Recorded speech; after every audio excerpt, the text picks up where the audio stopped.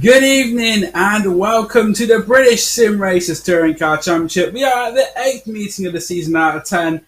The season is coming down to a thrilling finale and we return to Donington Park, this time on the GP layout for the BSR TC action. My name is Dan Blake. Alongside me is Rhys Saunders. Apologies that we were not with you last week, but we are back with a vengeance here tonight. And we've been to Donington Park already once this season, Rhys. This time we are on the GP layout, and I wonder if we'll see anything different than what we saw on the first outing these drivers had around this circuit at the first meeting of the season. I think we will indeed. We're looking forward to this. Obviously, the addition of the GP loop down to the Melbourne hairpin is it's a big change actually for the Donington Park track. Really changes the dynamic of the circuit. Obviously, you got the fast foggy S's now on the back straight, which is a new corner. And then on top of that as well, you've then got the tight, twisty Melbourne hairpin, where we saw a load of overtaking on Tuesday night in the BSR MX-5s. And then you've got the run down to Goddard, which again is another hairpin at the end of the lap. So it changes the layout of Donington from being a really fast flowing circuit to still in the first 2/3 of the lap being that fast and flowing nature, but actually breaks down in the final third to being quite a technical circuit. And it'll be interesting to see how our drivers get on with that. I can see we've got plenty of entrants on in tonight. They're just out for their first few minutes of qualifying. And just to clarify as well, guys, a bit of a graphical glitch on the screen right now. I am, in fact, joined by Dan Blake, not Tyler Manning. Yeah, so a bit different to Tyler Manning. I speak a bit different, look a bit different. But other than that, you can call me Tyler if you want to. But as you say, the final part of the lap is potentially gained 3 different overtaking zones. Of course, you've got the Fogarty S's if you're extremely brave. Then you have the Melbourne hairpin.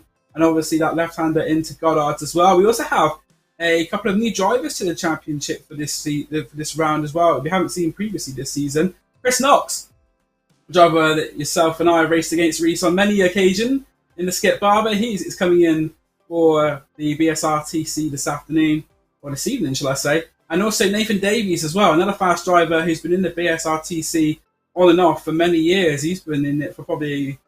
when I was racing back in it, sort of back in 2015, 2016. So Nathan has been round the block, shall we say, in BSR TC terms. But good to see another 2 new faces on the grid, and they should be pretty competitive if past form's anything to go by.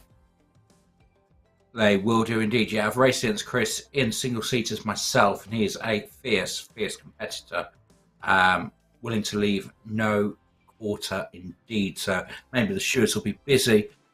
Well, as I say, heading into the final 10 minutes of qualifying now, 5 minutes underway already, and it's looking like, so I'm taking a professional look over at our timing screens.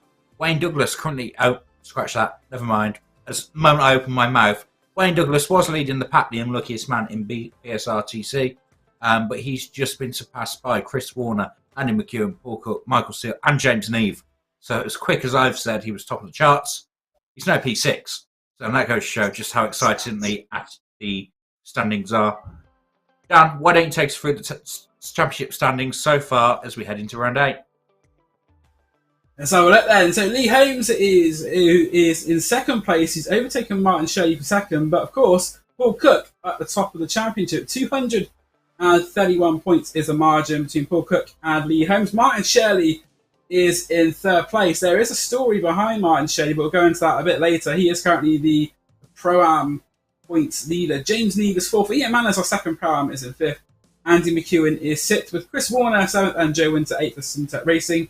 Luke Jones, our first Am, is in ninth, and Craig Sheard is in 10th. But this is without drop scores. So we have drop scores taken into consideration, and especially coming into the final rounds of the season, I think those drop scores will mix things up a little bit, shall we say, in this one. But those are currently the top 10 in the British Sim Racers Touring Car Championship going into this round. As we see here, Fiona Siddons in 11th place, Craig McDonald is 12th, Luke Pullen in 13th, Reece Watt, the second of the AMs, is in 14th, Chris Dixon not far behind him in 15th place, Glenn Humberstone is 16th, Michael Seal in 17th place, with Rob Jackson in 18th, Alistair Hatcher 19th, Shazay Fitzpatrick in 20th, rounds out the top 20, and the returning Wayne Douglas is 21st, you have Andy Slocum 22nd, 23rd is Mark Oliver, Bradley Holst 24th, Kip Stevens 25th, Chris Knox will be getting some points on the board, and also Nathan Davies as well.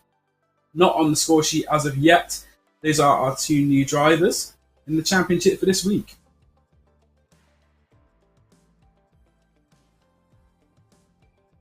So there we go. Look at the championship table, and since Alton Park, I think one of the main things that we have there is the fact that Martin Shirley's been overtaken for second in the championship, a position that he's held for quite a long time in the British Sim Racers Touring Cars. And also worth noting as well, he has been excluded from qualifying this week, although I think he's actually in the session at the moment, but he has been excluded for qualifying in terms of penalties as well, spanning over from Alton Park last week. Chris Dixon is excluded from qualifying, and Alistair Hatcher, but I don't believe Alistair is here this week, and Fiona, as I say, Fiona Siddons excluded from qualifying at a pit starting race too as well. So Fiona's going to have a tough first half to the evening, but we've seen that she can race hard and fair, so in the second half of the meeting, she'll be looking to come back with a vengeance. But the championship positions looking as sort of as close as ever, although in the AM Championship, the gap that Luke Jones has over Reece Watt is 546 points. So with the gap as big as it is, we could potentially crown our first champion maybe next week at Silverstone with that gap at 546 points. If he can get it to over 400 points by the end of next week, he will be our first champion of the season. That'll be really exciting to see that. Obviously, Luke Jones actually cheering on Reece Watt in the chat right now as well. So good to see you. We will try and get everyone's names right tonight. Obviously, we made a couple of mistakes on Tuesday night's broadcast. We received a lesson, myself and Dan did last time we were with you. I think way back at the Monza round was the last time we were both together. And that was just an education. As I say, Saoirse Fitzpatrick. So when we do look at some championship standings, hopefully we'll be able to get that right going on forwards. We've got 5 minutes to go in qualifying though, so I think it's enough waffle from myself and Dan. Why don't we head on over to the circuit and see how our drivers are getting on, see if anyone can improve, have a look at how the grid might shape up here for race one.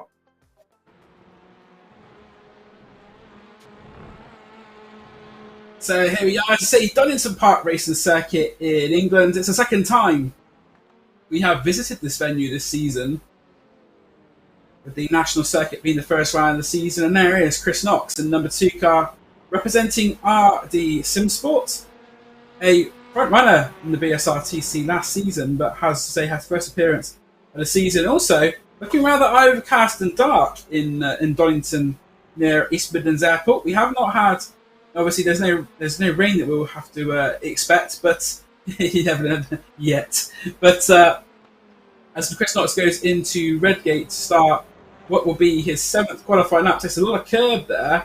Michael Seal did put a purple sector in sector 2 on the last lap, but I don't think that there's an improvement there for Michael Seal, who's taken a victory in the British Sim Racers Touring Cars Championship this season as well, despite not doing a full season. Chris Knox there invalidating his lap, so this one isn't going to count for anything, and that's something in qualifying these drivers are going to have to watch out for, because that one at Old Hairpin is so easy to get.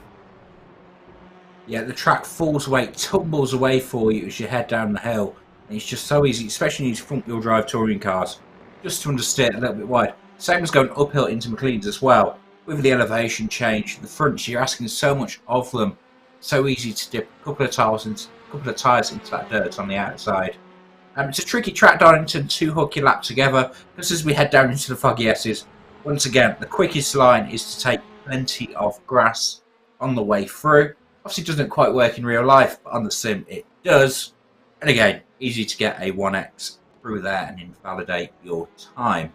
Dan, have you ever driven on the full GP circuit in real life? I have indeed. It was in last year in the BRSCC. I raced in there, and a very interesting circuit. The Foggy S's, you really do fly over there at some speed. And I remember in the first race there was a bit of a pilot going into the Melbourne hairpin as well. So especially with these cars very close together. Something else I've noticed actually is that Joe Winter's missing. This could be the round that she had to miss due to holiday. So Joe Winter, who took a win when we were here earlier in the season, at the moment hasn't shown up. And also the same for Martin Shirley, our Pro-Am leader. And the gap between Martin Shirley and Ian Manners was actually only 152 points going into this week. There was an exclusion last week for Martin Shirley, and that's played a big part in the championship. So we thought Martin Shirley may have been home and dry for the Pro-Am Championship, but Ian Manners has just had an opportunity right in front of him, and it will be really interesting to see if Ian Manners is able to put some serious points on the board, because going into the final 2 rounds, that will put Martin Shirley potentially on the back foot for the first time this season. Indeed, and it's a bit of an open goal for Ian. He'll be hoping to rack up some class victories tonight. That being said, he'll have his work cut out, not just due to serious regulars like Craig Schill, but also as well, Craig McDonald's in here too. But the newcomer, Nathan Davies, we saw how competitive he was in the MX-5s on Tuesday night, and it looks like he's got the speed to carry that over as well. I know when I sit and talk to Jack Oliphant, who's my co-commentator on a Tuesday, he always talks about the magic second, and usually there's a few more cars in that in the MX-5s compared to the TCRs, just due to the fact that the cars are a little bit slower, not necessarily easier to drive, but a little bit slower. That being said, tonight we've got 9 drivers inside that magic second, where we only had 8 on Tuesday. That shows just how competitive field we've got and how tight the battle will be at the front, currently led by Chris Warner. Exactly, the British Sim Racers touring cars getting more competitive as the season's gone on. We've seen drivers enter sort of midway through the season, as I say, the likes of Michael Seal wasn't here from the start. Chris Warner, he also missed, I think it was the first couple of rounds as well. So there are some drivers who have come in sort of in the later stage of the season who've really sort of put their stamp on the British Sim Racers Touring Cars Championship. And these last 3 rounds, if they're doing every round, as I said, I'd be very interested to see how Chris Knox and Nathan Davies get on. Chris Knox, as we said, fast in single seaters, but also, of course, in front wheel drive machinery. He raced actually over in America in the Pilot Challenge in a Mini Cooper. So, and also, of course, a double Mini Challenge champion over here in the UK. So Chris Knox, very proficient in front wheel drive racing. I also watched him actually racing in the Formula Ford Festival last season at Brands Hatch and Open Wheelers. So Chris Knox, one of those drivers that if you put him in a race car, he will generally go very well. So that's going to be one to watch. And he's up into 5th place in this qualifying session, his first one of the season, as the clock now ticks down to around 20 seconds left in the qualifying session. So for some of these drivers, this will be the last opportunity. Let's see if there's any improvements going on. Chris Warner has got a green sector for sector 3, but the previous 2 are not. His fastest time so far is a 1:35.726, and depending, he will take the checker flag, I think, pretty shortly. The checker flag out now, so the drivers who cross the line from now on, they will not have another opportunity to improve their lap. This is what they will have to stick with. As we see now, Nathan Davis going down towards Goddard's to finish off this lap. Nathan Davis so far hasn't made sort of any improvements, looking like on this side. He's going straight into the pits. So Nathan Davis heads for the pits. And also, it looks like another missing driver is Luke Jones, our championship leader, which may be why he's cheering on Reece Watt in the chat, because he's not able to attend himself tonight. Yes, indeed. So he's had a operation, he says, so he'll be out this week down. And yeah, he's cheering on his teammate. We've told him he'll be missed, and he's been very, very modest. But he is clearing on the audits of Chris Warner for us. We've got 2 minutes to go down. Obviously, qualifying in the books, it looks like Chris Warner is on pole, unless any dramatic last touch laps, which I don't think we'll see. What are your predictions for tonight? Who do you think will be top dog? Do you think Year 1 Racing will have anything to do with Simtech at all, because they've been the class of the field so far?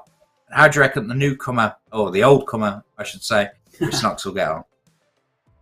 It's going to be a tough one, because Year 1 have got actually a bit more pace compared to Simtech Racing than we've seen in previous weeks. Neve and McEwen are less than a quarter of a second behind Warner and Cook. Obviously, no Joe Winter this week as well, no Martin Shirley. Simtech may be a bit depleted this week, so the year one drivers finding a good week to sort of have that pace to be matching them sort of 10th by 10th, and I think that is going to be one of the sort of stories of the evening, as it always has been so far this season. Chris Knox in 5th, also got Wayne Douglas in 7th. He's someone who we say the unluckiest man in the British Sim Racers touring cars.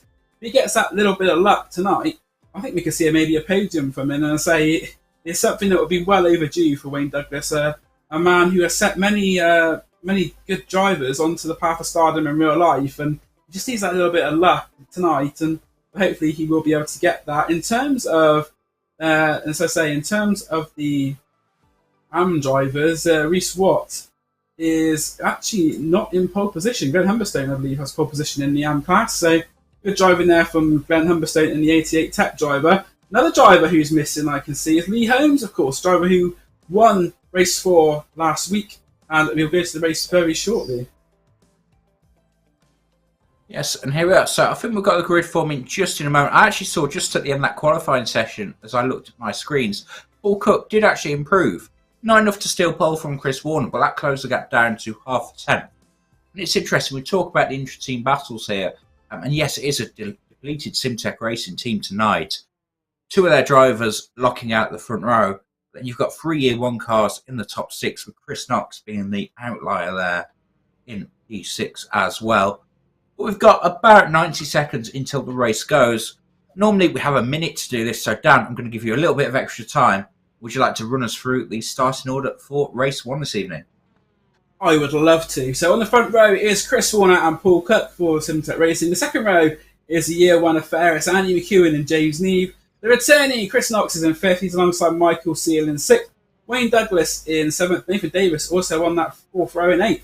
9th is Craig Shield, and 10th is Ian Mannon. So Ian Mannon's qualifying 3rd in Pro-Am. Ben Humberstone, our AM pole sitter, is in 11th, with Craig McDonald 12th. And then we have 4 of our AM drivers. It is Bradley Hulse, Reece Watt, Andy Slocum, and Chris Dixon. And rounding out the field, having not been able to qualify, is Fiona Siddons in this one. Something else to maybe note is for drivers like Chris Knox and Nathan Davis, they're not coming in worrying about a championship. All they'll be looking to do is go out and do the best that they can for themselves in these last sort of few rounds. And to some extent, what happens in the championship battle isn't really any concern for them. So it'll be interesting to sort of see the mentality of Chris Knox. You know that Knox is a fierce racer. You've seen that previously. And as I say, that is something that I'm looking forward to seeing, just how Chris races this evening. I think there'll be some podiums for Mr. Knox. But as we say, the grid is about to be fully formed up. And we are set to go for we've got 12 races left to go in this BSR TC season. So for round 29 of the BSR TC, the lights are on. Away they go, they're underway, and it is a good start from the first couple of rows. No one really making a march on the field. They seem to have got a very even start. Although Andy McEwen will try and go down the inside of Paul Cook into red gate. He's going to push him a little bit wide. Good driving there from Andy, but Paul Cook's on the inside. A bit of door banging there between the Simtech and year 1 driver, and that's going to allow maybe James Neve to pull alongside Andy McEwen going through the crane of curves, a very fast crane of curves, but it looks like Andy McEwen holds position. There's a wheel on the grass there for Michael Seal. Michael Seal off across the gravel, and he's going to just about keep it out of the wall. There's another car, one of the 88 cars, I think, that also took that same route. In fact, that car may have actually hit the wall. That is Glenn Humberston, the AM pole position sitter. So from pole position to the gravel at the old hairpin, that looks like damage. Chris Knox off the track as well, going into Coppice. All action so far, Reece, on the first half of the lap. But it's those 2 Simtech racing cars leading the way and starting to pull a gap. Yeah, that's a dream start for the 2 Simtech cars, and maybe we won't see them again anytime soon. And McEwen fighting to hold on to 3rd place into the Foggy S's ahead of Chris Knox. And it's James Neve and Wayne Douglas. Although Wayne Douglas has got a slowdown, so he's going to tumble almost to the back. So has, is that McEwen with a slowdown as well? Yeah, McEwen's got a slowdown too. So Foggy S is claiming a few timing victims just there. Looks like he's got a bit of damage to the car as well. So all change here on lap 1. I think the only people that will be satisfied with lap 1 are these 2 Simtech cars. that we can see just now down. Chris Knox also having a good start, despite the fact he went a little bit wide on the exit, and McLean's has actually made that from 5th place to 3rd. So he has been a big gainer. But as you say, it is a Simtech Racing drivers of Chris Warner and Paul Cook who have pulled clear the gap between themselves and Chris Knox in 3rd, about 2.5 seconds. You've got James Neve in 4th place. Also in that pack is Craig Shield, who is our Pro-Am leader. So Craig Shield in the top 5 overall and leading in the Pro-Ams. We see there Chris Knox again, a couple of wheels wide there on the dirt. And actually in real life, there are actually track limit cameras at Old Hairpin. So he's lucky that they were not monitoring track limits here. So Chris Knox goes through McLean's up towards Coppice. And Coppice is another one of those corners which is sort of quite unique. It's sort of a blind entry pretty much as you go up into the right-hander, sort of a bit of a leap of faith in some ways to make sure you're able to hit the apex and drift out as Chris Knox does. He's probably done this many times in real life as well as on the sim, but he is keeping behind car of James Neve. You've got Craig Shield and also Nathan Davis as well on the back of this pack, and just drifting away slightly but in touching distance is Reece Watt, who currently leads the AM class. As we saw Glenn Humberston, the pole sitter, have those issues on the first lap. Down the inside goes Nathan Davis of Craig Shield, and that's for the Pro-Am lead. Is he going to make a stick? Yes, he has. So Nathan Davis makes the move up into 5th place and the Pro-Am lead. And James Neve looking menacingly at the back bumper of Chris Knox. So he's going to try and make a move going into God. I was not able to do it. There is a bit of smoke. And that is because Chris Knox has gone wide. He's going to lose 2-3 places there because not only has Neve gone past, but Davies and Shill have as well. And Reece Watt maybe fancying a bit of a crack at Chris Knox going into Redgate, but it's going to stick behind for the time being. And with the field being so close, that one mistake there from Chris Knox has lost him 3 places. Yeah, and that's it. It's so tight here in the TCR series. Obviously, the cars are moving a bit quicker as well. It's harder to slipstream past people. As we see Nathan Davis up the inside of James Neve into the old hairpin. Very cleanly done, keeping it off the gravel on the exit, which is more than can be said for, I think that might be Andy McEwen there in the background. Yeah, just running wide. Uncharacteristic mistake for him there. But too wide up into McLean still for Neve and Davies. Neve coming back at him. Davies holding strong around the outside. A little bit of contact on the run up the hill to Coppice. A blind turn in and an off track and a slowdown on the inside. But Davies gets the move done at Pro-Am driver, currently in 3rd place overall. A very, very strong showing. We wondered what he could do, and boy, can he do. As we can see, darting around over the back of Chris Knox is Craig Shill. And there we are. As we head into the back of the pack, we can see Giannis Siddons, after not being able to qualify, already up to P13. Actually had a Wayne Douglas says, oh, we've got a sideways car in front. I think that might have been Ian Manners there, potentially. It was Bradley Hull's apologies in his concept liveried car designed by the one and only Tyler Manning, who I've got the pleasure of sharing the box with from time to time. He's just about holding on, although he's slowed down the cars behind him for sure. And he's now got Andy Slocum for company as they fight over P11 and also P2 in the AMP standings. Wayne Douglas also in the mix there, making a nice move on Slocum going through to Goddard's. Fiona Siddons was a big loser really for that moment from Bradley Hull. So it seemed like she maybe checked out more than the rest of them checked up, and she has lost places. Carter also in the pits currently. Michael Seal, so we saw him have that one moment where he missed the wall, but Michael Seal in the pits must have had a second moment. And also Glenn Humberstone. So from AM pole to the pit lane, it's not been the best of races for Glenn Humberstone, but 2 drivers who are having very much the best of races are Chris Warner and Paul Cook. We have had 5 minutes of this race underway in the books, and it is Chris Warner leading by just under 9/10 of a second, but they have got a massive gap, and sort of the main battle pack is that pack from 3rd on really, with Nathan Davis, James Neve, Chris Knox, Craig Shin and Reece Watt in that pack. But at the front, as I say, they're 5 seconds ahead of that pack, and just where they're all fighting it is allowing the Simtech Racing drivers to pull out further and further as Cook goes through the foggy S's for what is the 4th time of asking. And the battle behind looks like they have stayed in position, but on the last lap, it was Paul Cook who did a 136.30. It did a 136.019. Paul Cook, and also I see Bradley Hulse has just gone into the pits as well. So we saw Bradley Hulse having that wild moment earlier on. It looks like he's had maybe another moment which he hasn't been able to recover. He is now in the pit lane. But Warner and Cook so far, they are sort of the class of the field. And then Nathan Davis trying to pull away from James Neve there in 3rd place, trying to pull a gap towards the A1 driver, but James Neve, very big improver during this BSR TC season. He is not going to let the Davis go without a fight. And you say you've also got the car of Chris Knox in there as well, and they have started to drop Craig Schiller and Reece Watt. Yeah, and it's a dream start for Warner and Cook here in race 1. They're showing their pace. I mean, that gap's now up to 5.3 seconds to Nathan Davies in P3. And I know it's not helped by the fact that this second pack are fighting amongst themselves. It is very, very... It's just a show. A wise man once told me the key to being quick is practice, practice, practice. And we spoke to Joe Winter early in the season. And he said about how the Simtech guys, they're running laps, sometimes 10 days in front. So really, really strong showing from them. But really, it shouldn't be a surprise. It just shows how hard they work at dominating this championship. And they've always been the favourites against the Year 1 guys when it comes to outright pace from round 1. And they're proving that once again tonight.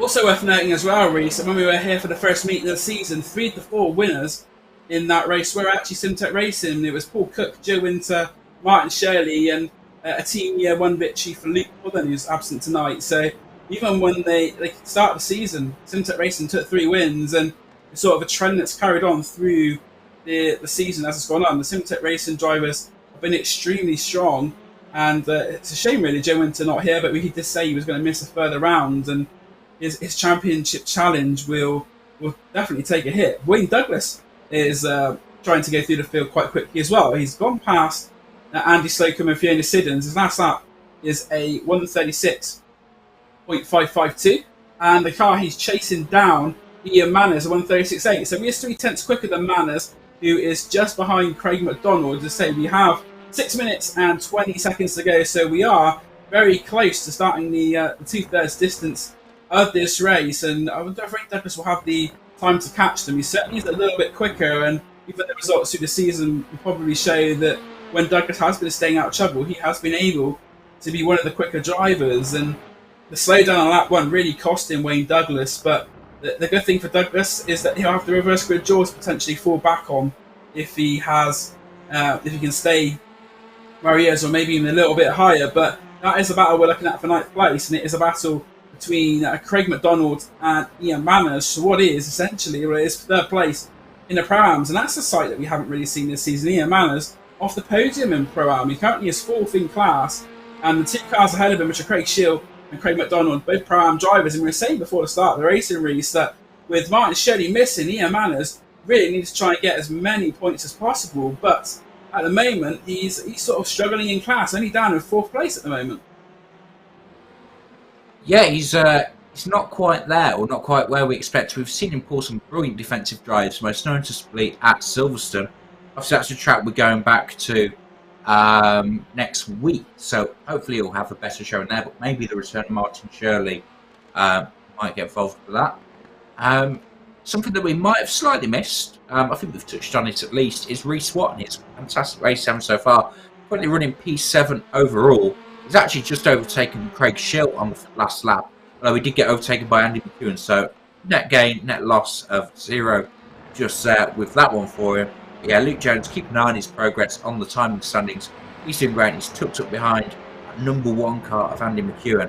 And for an AM to be able to keep up with last season's champion just shows what a great season he's having so far as we're heading into the twilight of it. Reece Watt, the 13 Pro-Am wins already this season. He is 2nd in the Pro-Am Championship, 546 points behind Luke Jones. Obviously, with Luke Jones missing due to having an operation, and we wish you well, Luke, and I hope you feel better and back out racing with us as soon as possible.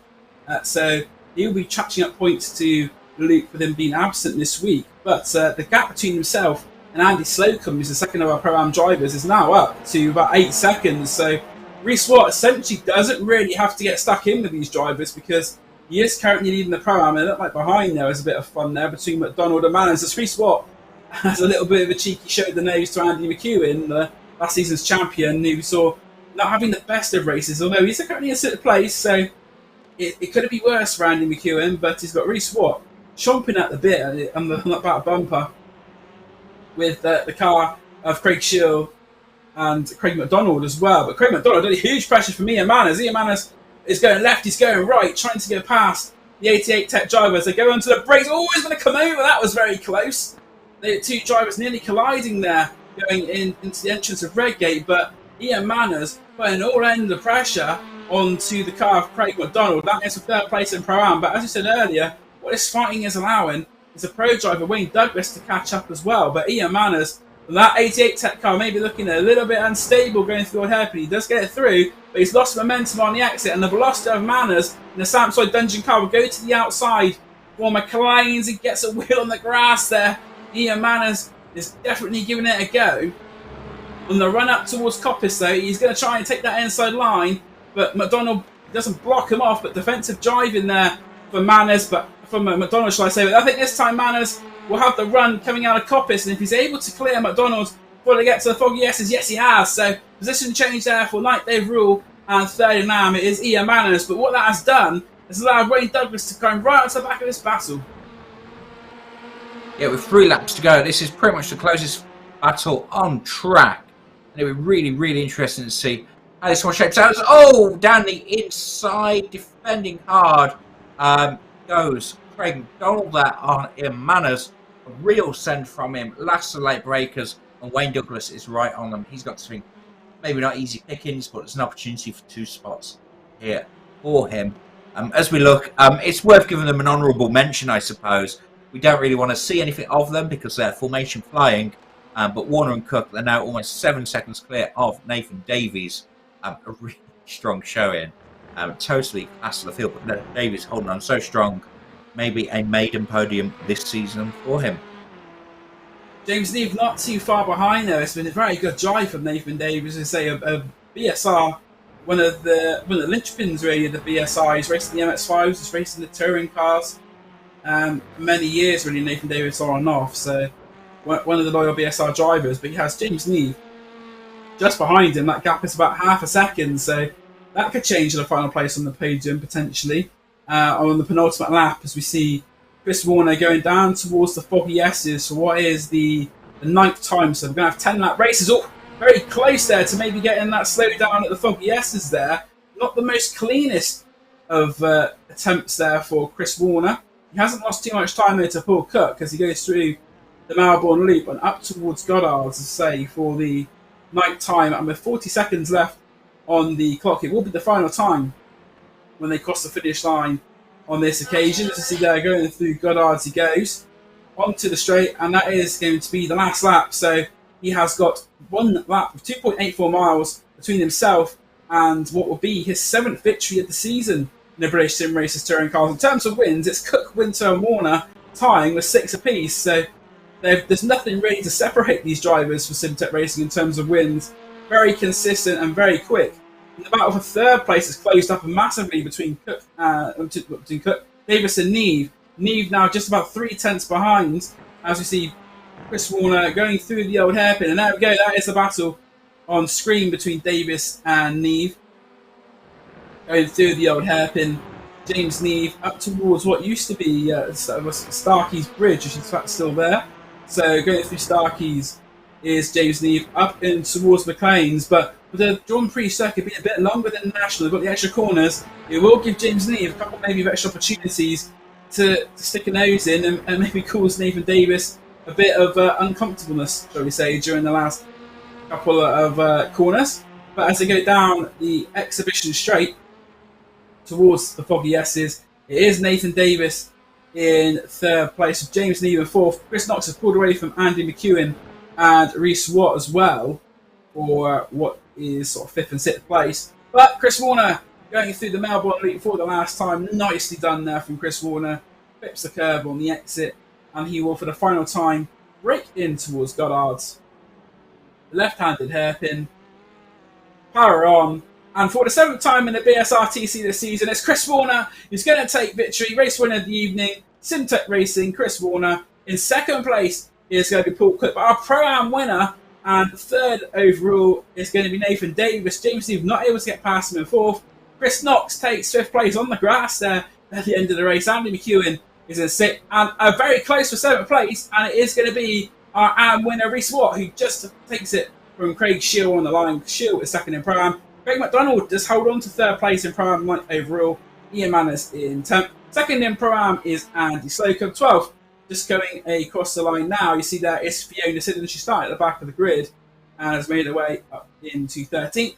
14th is Chris Dixon, and Chris Dixon actually is the last of the drivers who are running, because we have lost Bradley Hulse, Michael Seal, and Glenn Humberstone over the course of the race. But as we saw earlier on this season, the first victory of tonight will go to a Simtech racing driver. It's Paul Cook who took victory in the first race on the national circuit. It is Chris Warner this time. Chris Warner didn't actually race when they went into the national circuit last time. So a first Donington win for Chris Warner, but his 7th of the season. And I think the key to the race really, Reece, in that one was that first lap. When things behind were getting a bit spicy, the Simtech drivers were able to pull away that gap, and sort of it was a gap they extended as the race went on. Yeah, they absolutely romped away from Nathan Davies there. And they were actually challenged by Andy McEwen into turn 1, into Redgate on that first lap. But the moment they held that off, and the field started to get too wide, especially down into the old hairpin, up into McLean's, we saw Chris Knox dip a wheel, make a mistake. And we saw Andy McEwen as well cut the corner in the Foggy S's and get the slowdown penalty. And that really just gifted the win to those Simtech Racing guys. We did question whether there was only 2 of them tonight, they might struggle. But it doesn't appear to be the case. So, in true BSR TCR fashion, we've got 4 races tonight. Only race 1 is decided by qualifying. So, as we head on over now, we should have the spinning wheel of fortune on our screens any moment for Dan to take us on through. Here we go. So the spinning wheel, as you say, the positions go from 7th to full. Graham Sesswood presses his magic button to get that wheel spinning. You spin me right round, baby, like a record. As we see, it's going to be, is it going to be a full reverse, or are we going to get the 9th? I think it's going to go just to the 9. That puts Craig McDonald on pole position. We just get confirmation of that. It is going to be 9. So Craig McDonald on pole position. Craig Shield alongside him, so it'll be an 88 tech front row. Reece Watt and Andy McEwen will be on the second row. But a top 9 reversal. It's a whole sort of a mid-pack shuffle, really. 17 cars entered for the race. And something else I was going to say before we did the reverse grid draw was the stand-up performance of Reece Watt. As we see our podium, Chris Warner is on top step, with Paul Cook and Nathan Davis, Mr. Invisible, in 3rd place on that one. So here are the full results. It's Chris Warner who takes victory from Paul Cook in 2nd place, half a second in the end between those two. Nathan Davis is 3rd and our Pro-Am winner, with James Neve in 4th and Chris Knox 5th on his first appearance in the BSR TC this season. Andy McEwen, last season's champion, takes 6th behind of Reece Watt, our winner. Reece Watt putting Andy under a lot of pressure for 6th place, but Andy managing to pull away. Reece finishes 7th, though. A very credible drive from him for JW Motorsport. Craig Shield is 8th, second in Pro-Am, and rounding out the Pro-Am podium is Craig McDonald in 9th. Ian Manners rounds out the top 10 for Sam Sorted Dungeon, also in the Pro-Am class. 11th place is Wayne Douglas. He was also on who had that first lap slowdown. Andy Slocum was in 2nd place in AM, 12th overall. Fiona Siddon's 13th, and rounding out the AM podium in 14th was Chris Dixon. The cars who are unclassified and did not finish the race are Bradley Hulse, Michael Seal, and Glenn Humberstone. There we are. What a great race we had there in race 1. The Simtech boys romping away. A close battle for the podium between Davies and Neve. Then we had McEwen closing in on Knox. Then the Watt and Shield battle as well. And we had the Craig McDonald, Ian Manners and Wayne Douglas. So fights up and down the field, which is just what we love to see in the BSR TCR series. Only 17 cars in tonight. A few absences. Obviously, we've mentioned Joe Winter and Martin Shirley. Obviously, Luke Jones joining us in the chat this evening. He's unwell. Hopefully, he'll be back next week. But no, it is great to see more and more entrants here. Obviously, we've had a few newcomers this evening as well. If you are watching the stream and you'd like to get involved, please do message the BSR admins. There's always slots available on the grid, and you'll always have somebody in the track to race alongside with. But no, Dan, what a race one. Truly a pleasure to call. Looking forward to the next 3 races so far. Yeah, and we'll see the second race very shortly after this break. You're watching Yo1 TV. We are at Donington GP for the 8th meeting of 10 in the BSRTC.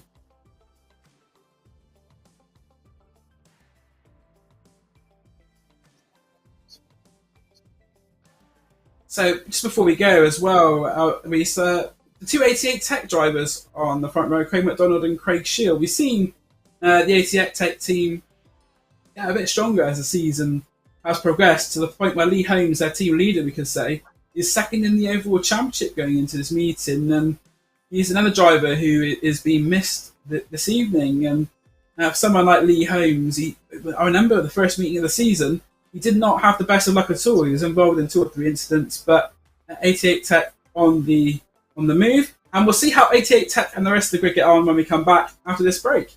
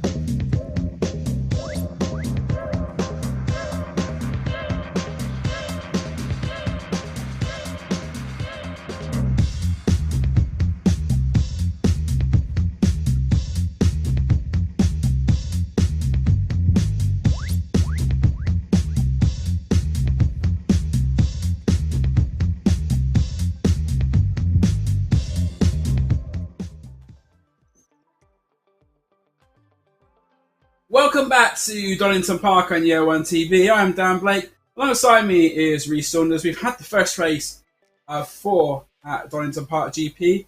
And the second race, as I say, puts an 88 Tech front row with Craig Shield and Craig McDonald leading the way. And it means that we'll see the Simtech drivers of Paul Cook and Chris Warner have to come from 8th and 9th on the grid. But this time, there's going to be Chris Knox and Nathan Davis for them to go through in the reverse grid.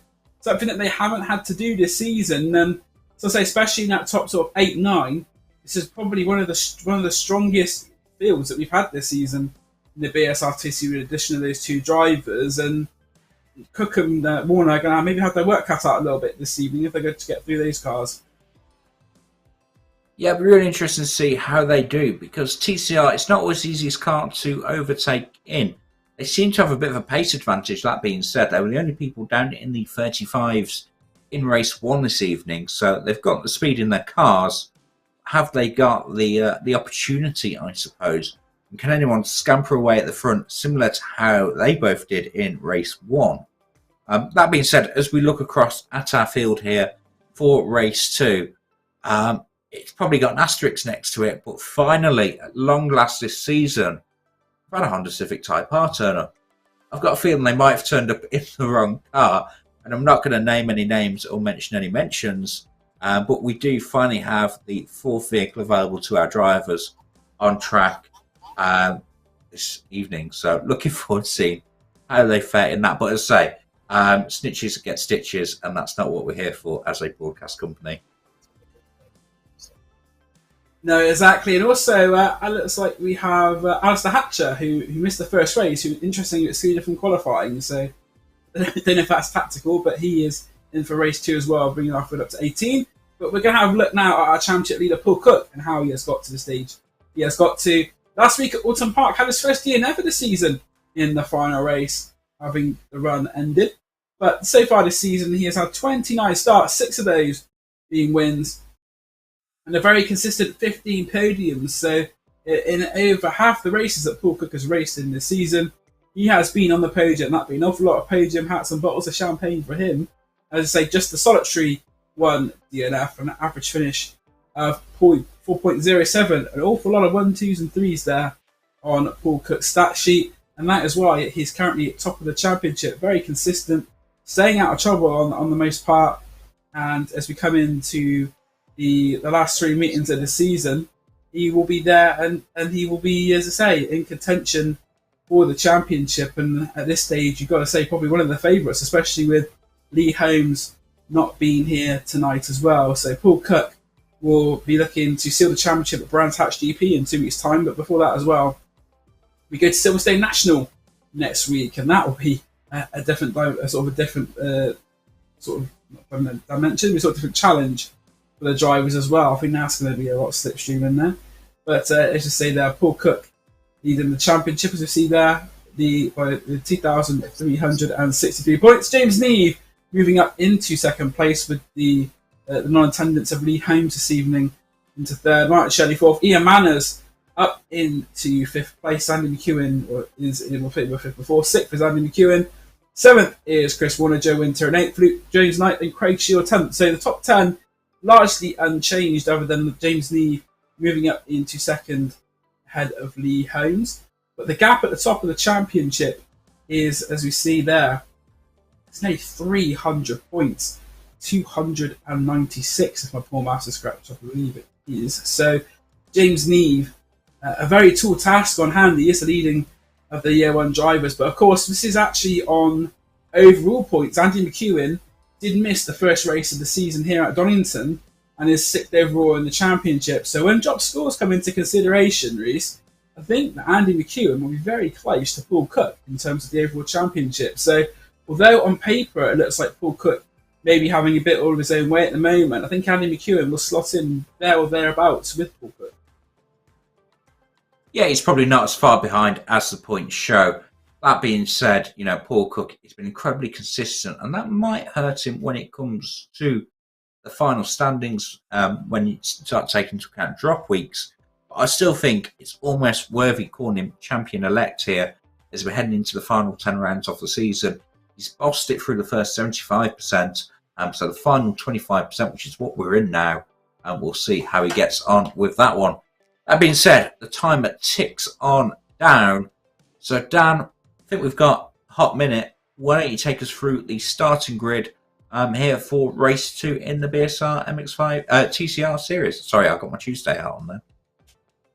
Sure thing. So as we see, it is round 30 of the championship. We are going to be at the 3/4 mark after this race has concluded. On pole position is Craig McDonald. Alongside him is Craig Shield. On the second row, we have Reece Watt and Andy McEwen with Chris Knox and James Neve on row 3. Nathan Davis 7th. And then we have Paul Cook in 8th and Chris Warner 9th. 10th is Ian Manners with Wayne Douglas in 11th. Andy Slocum is in 12th. Fiona Simmons 13th. 14th is going to be Chris Dixon with Bradley Hulse alongside him. Michael Seal. So disappointment for him on the first lap of race 1. He'll start 60th. And on the back row are Glenn Humberstone and Alistair Hatcher, as I say, making his first appearance of the night, having not been here for race 1. So cars are starting to go onto the grid for the first time, for the second time, shall I say, as we see McDonald and Schill re-swat in 3rd place. But as we see for the 30th time this season, the lights are about to go on for BSRTC. Out they go, they're underway. It's a good start for Rees-Watt on the second row, but not as good as Andy McEwen on the second phase of the start. Rees-Watt has struggled a little bit, and what that has allowed is Chris Knox to go through, but in second place, Andy McEwen a little bit in contact with the 5-7 winner Craig McDonald. He's going to drop down the field at Redgate, but up front is Craig Shield. And we're side by side down the Craner Coast, Andy McEwen and Chris Knox. Of course, we say Chris Knox making his first appearance of the season. Knox with the inside line, took the old hairpin, shoves it down inside, he's going to pull wide though, yeah.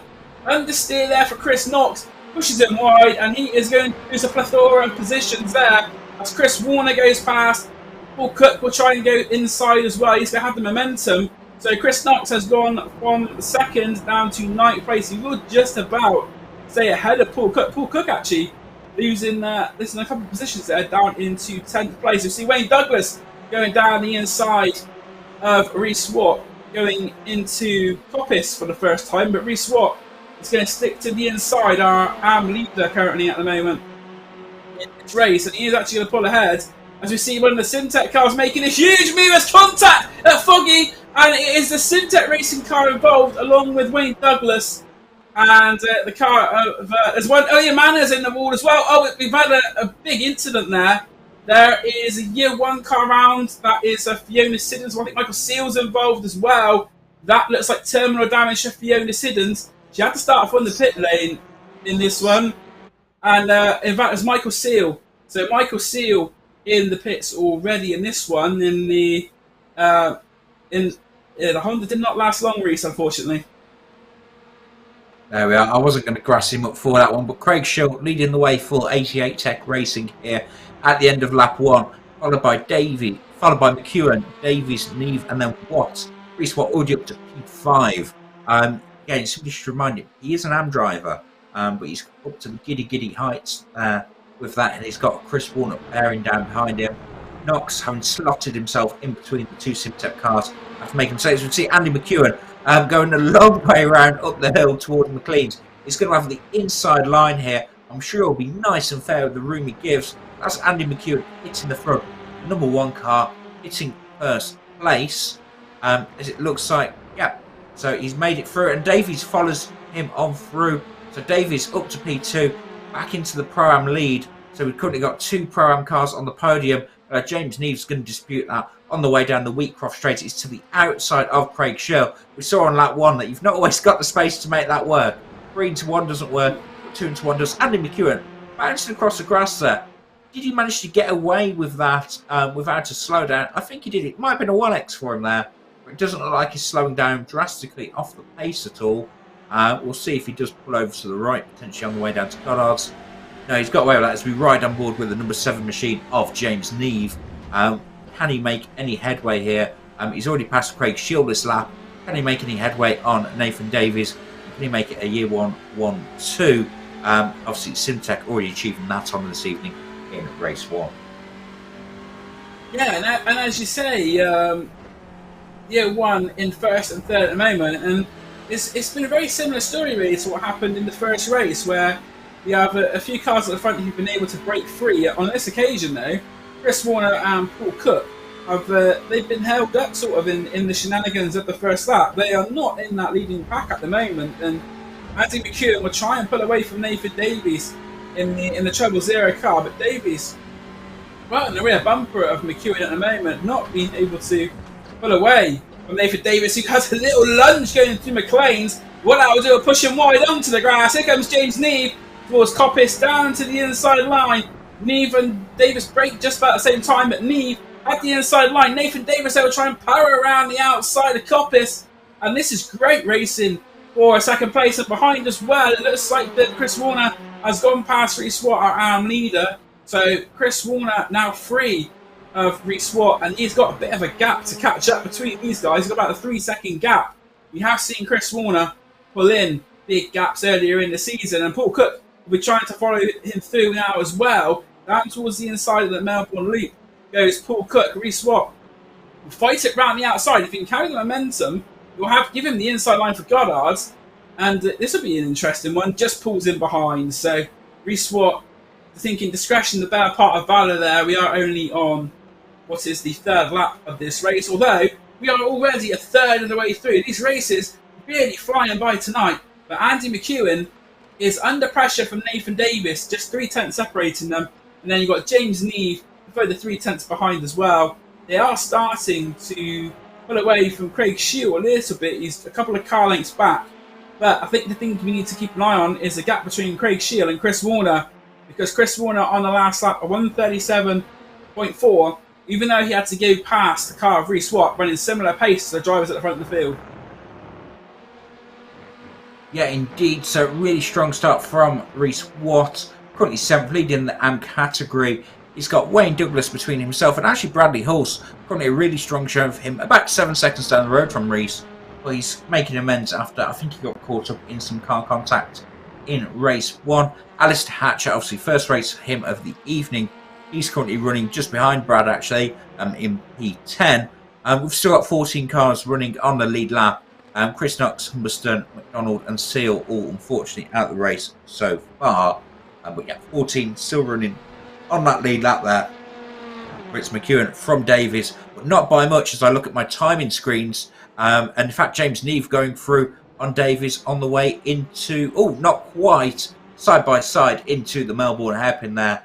This race at the front of the field isn't over, and the more they fight, easier it makes it for Warner and Cook to catch on up. We could potentially end up with a 6-way fight for the lead here, folks. Don't go anywhere. Yeah, playing right into the hands of Simtech Racing drivers, and I think Chris Warner has pulled the best part of a second, if not more, this lap. Chris Warner crosses the line, a 1:36.5. Yeah, it is a second pretty much that he has pulled on the drivers ahead of him. So the gap from 3 seconds goes to 2. But the fastest lap of the race, Wayne Douglas, 1:37.025 on that last lap. So Wayne Douglas quicker. The lap from Chris Warner may have had an off track on it. It's not been registered through as the fastest lap. So we were talking earlier about how easy it is just to dip a wheel on the grass and get a 1x there. And that's what Chris Warner has done. That lap time, although it was quicker than Wayne Douglas, it has been disallowed for track limits. But at the front, Craig Shield going wide there, going through Coppice. That will be music to the ears of Chris Warner. And Warner not far behind now. The gap under a second between Shield and Warner. At the front, Andy McEwen is under quite intense pressure here from Nathan Davis, and has been for what has been the first half of the race. We already are at the halfway point, and it's Team Year 1 in the lead, with Nathan Davis in second, and the Team Year 1 driver of James Dean in third. Craig Schiller then saw going through the 4 PSs. Not the most tidiest of lines, and Chris Warner all over that, and Chris Warner will look to make the move into the Melbourne Loop. He's looking towards the inside of Craig Shield, and as they go into the Melbourne Loop, he takes a position. So change to 4th place. It's Chris Warner for Simtech up into 4th. Craig Shield, though, on that inside line, not giving up the 88 Tech driver.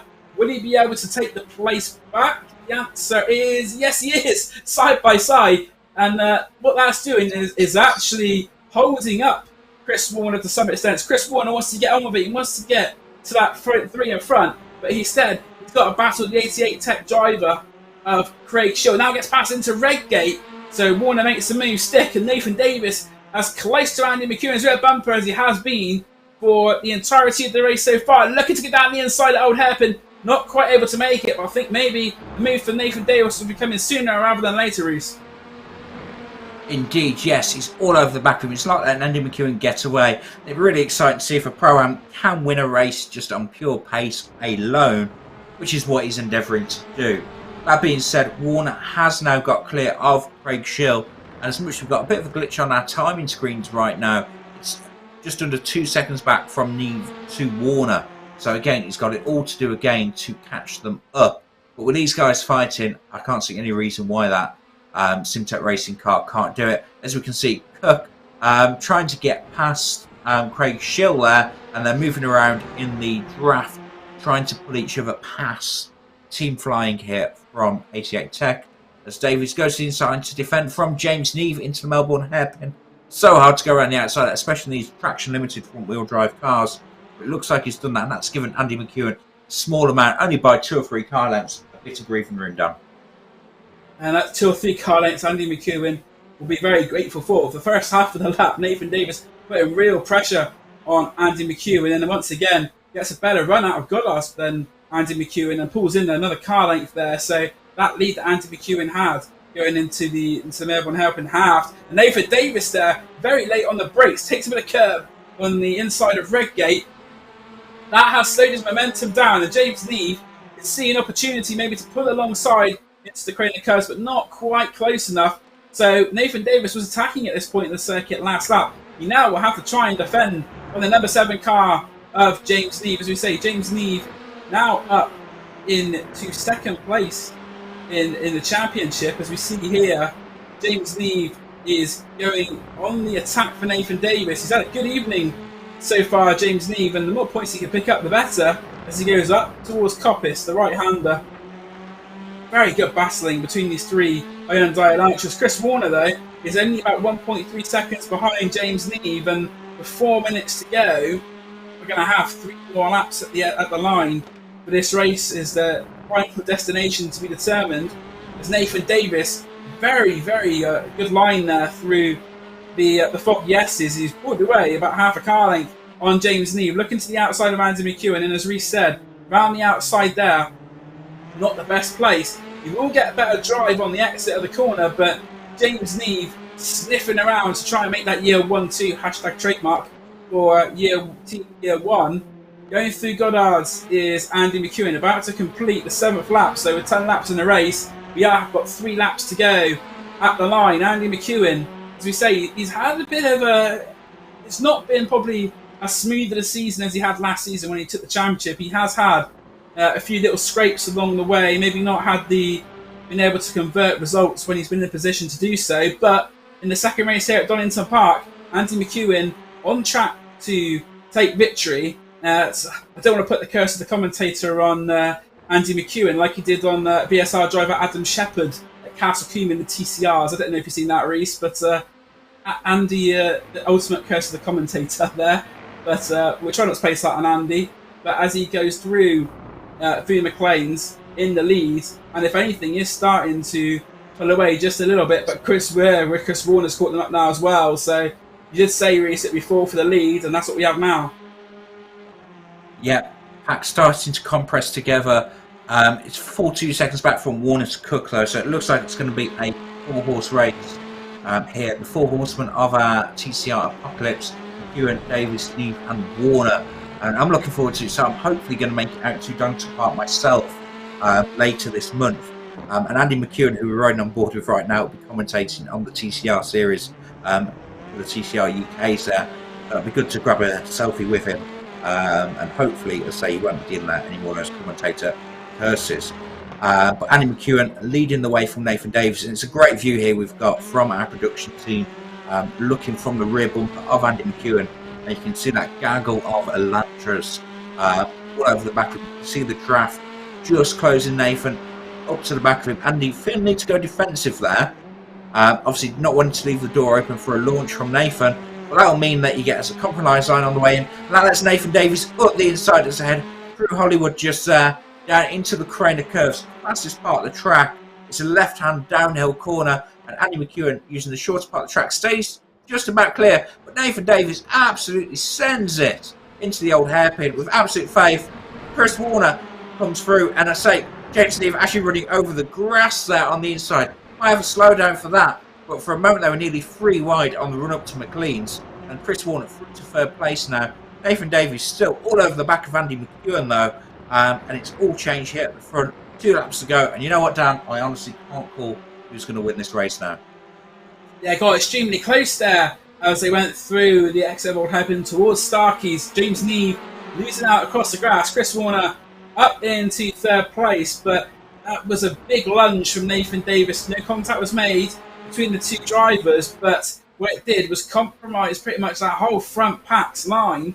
But as you say, we are a lap and a half away from the end of the race, and Chris Warner very close there to the back of Nathan Davies. Andy McEwen's going to cross the line with about 15 seconds to go, I'd say. So we will get the final lap this time by in the second race of the TCR at Donington Park GP. Round 30, it'll be the three-quarter mark. As we see there, we've got Chris Warner right on the back of Nathan Davis. And Warner, you see it's an opportunity to gain a couple more points. You got to think he'll take it. Warner, having won the first race tonight, will be looking for a double, but he's going to get a double. He's got a very tall task in order, because he'll have to get past not just Nathan Davies, but Andy McEwen as well. And Andy McEwen has pulled out probably the biggest gap that he's had so far in the past couple of laps to half a second. But Nathan Davis, again, old hairpin is not his friend. It's very wide, and that will give Chris Warner the run up towards McLean's. Warner's going to have to go round the outside, though. He's going to make it stick there side by side, almost rubbing through there. And he's gone wide onto the grass. James Neve, thank you very much. That's a podium place back for James Neve in third place. That was very sort of firm racing between Davies and Warner, side by side. Neither man was willing to give in, and Chris Warner was pushed wide there onto the grass. So Chris Warner down into fourth place. I wouldn't say necessarily just pushed wide. They were side by side, and Chris Warner just ran out of room on the outside, had to take to the grass. But Andy McEwen, through all of this, has managed to put our gap as James Neve goes down the inside of the Melbourne hairpin. Will he be able to? He's maybe got into the head of Nathan Davies slightly, but Nathan Davies just about able to keep the position. But Chris Warner is going to go to the extreme inside as you go into Goddard's not able to do it. But it's going to be Andy McEwen who takes round 30 of the championship, our defending champion, on top once again, takes the victory. Nathan Davis in second place, James Neve third, Chris Warner fourth, and in fact, the time screen corrects itself there. Craig Shield second in Pro-Am, and taking the Am victory is Reese Watt. So Reese Watt, 7th overall, takes the Am victory. Nathan Davies in second, taking the Pro-Am honours. We see Ian Manners crossing the line in what is 9th overall, third in Pro-Am. And he has just finished behind Wayne Douglas, who was 8th. So Wayne Douglas up into 8th place. And Bradley Hulse, a good drive from him as well, rounding out top 10. He was second in Am in his Audi RS3. As we see the last few cars crossing the finish line, Chris Dixon and Fiona Siddons is crossing the line. Those are the last two drivers.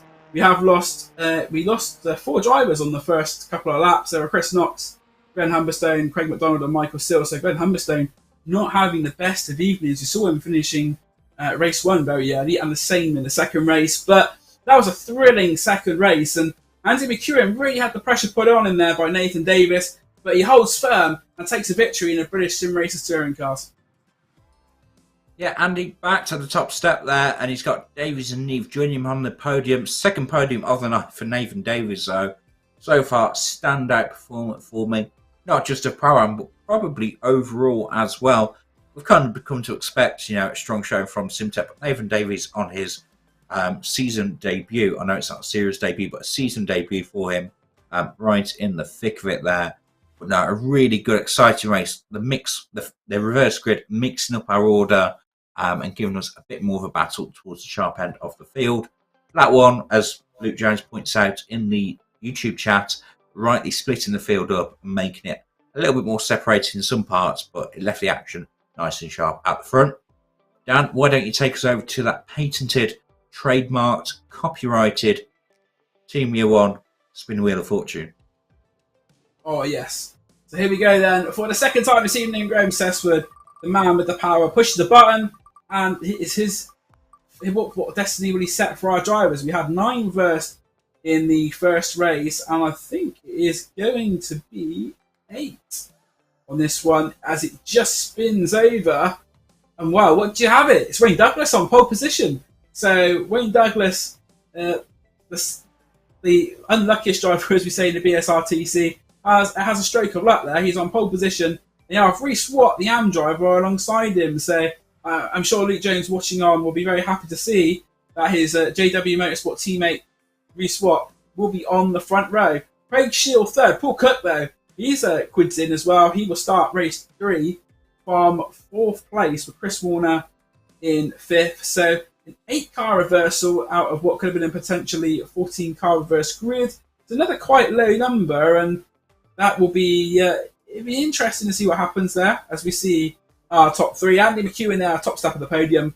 James Neve is 3rd, and Nathan Davis in 2nd place on the left-hand side. Unfortunately, we don't have a graphic for Nathan.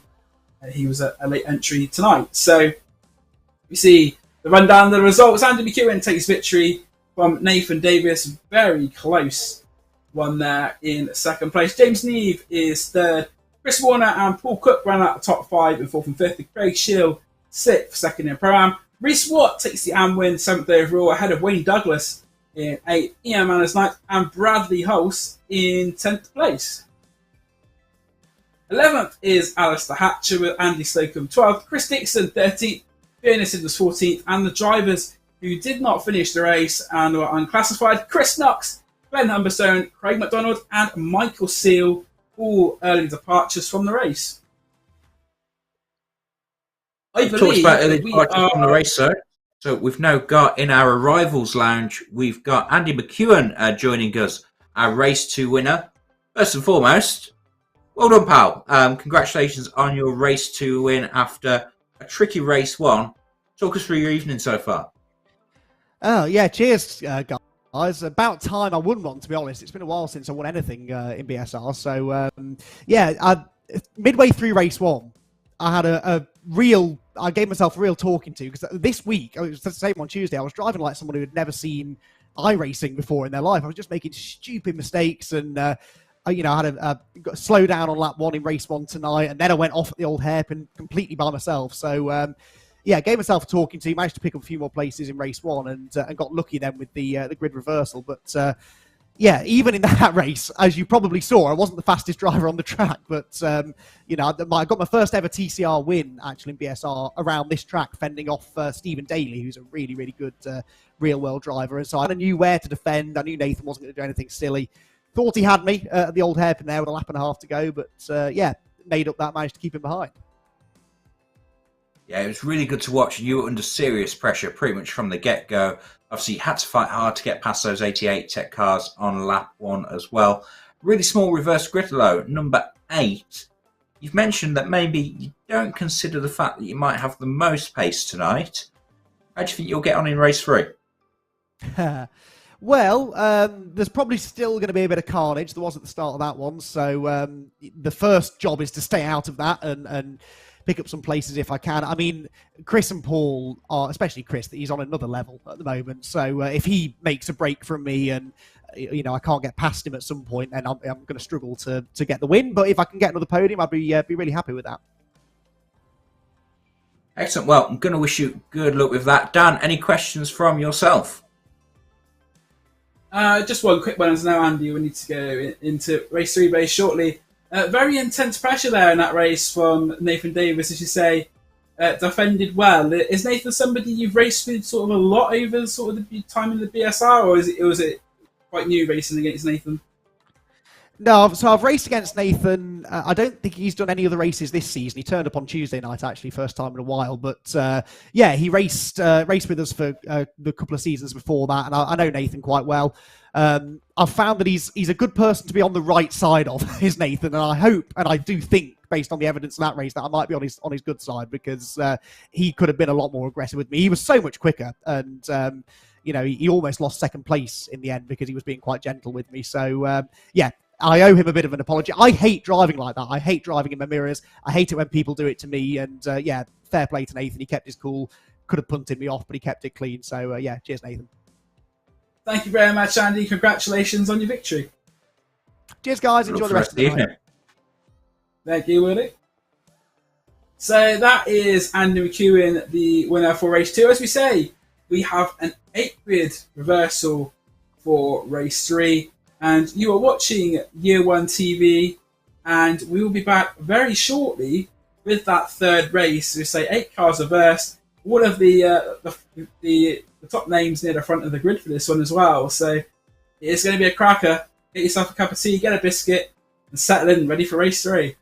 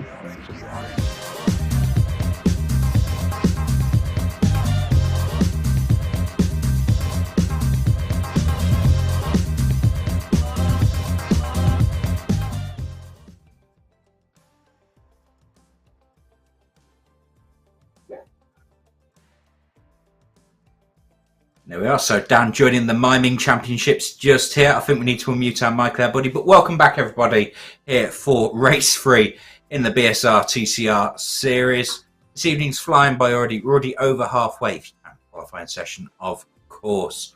We've seen 2 separate winners so far, Chris Warren and Andy McEwen in race 1 and race 2. We've got Wayne Douglas on pole. Now, interestingly enough, as I looked over at my timing screens after race number 2, Wayne Douglas actually was setting the same lap times as our race 2 race winner, Andy McEwen. So if he can get a clean start and maybe break away from those Simtech cars, he might be in for a shout. I believe we've got Dan Blake unmuted right now. Dan, can you hear us once more?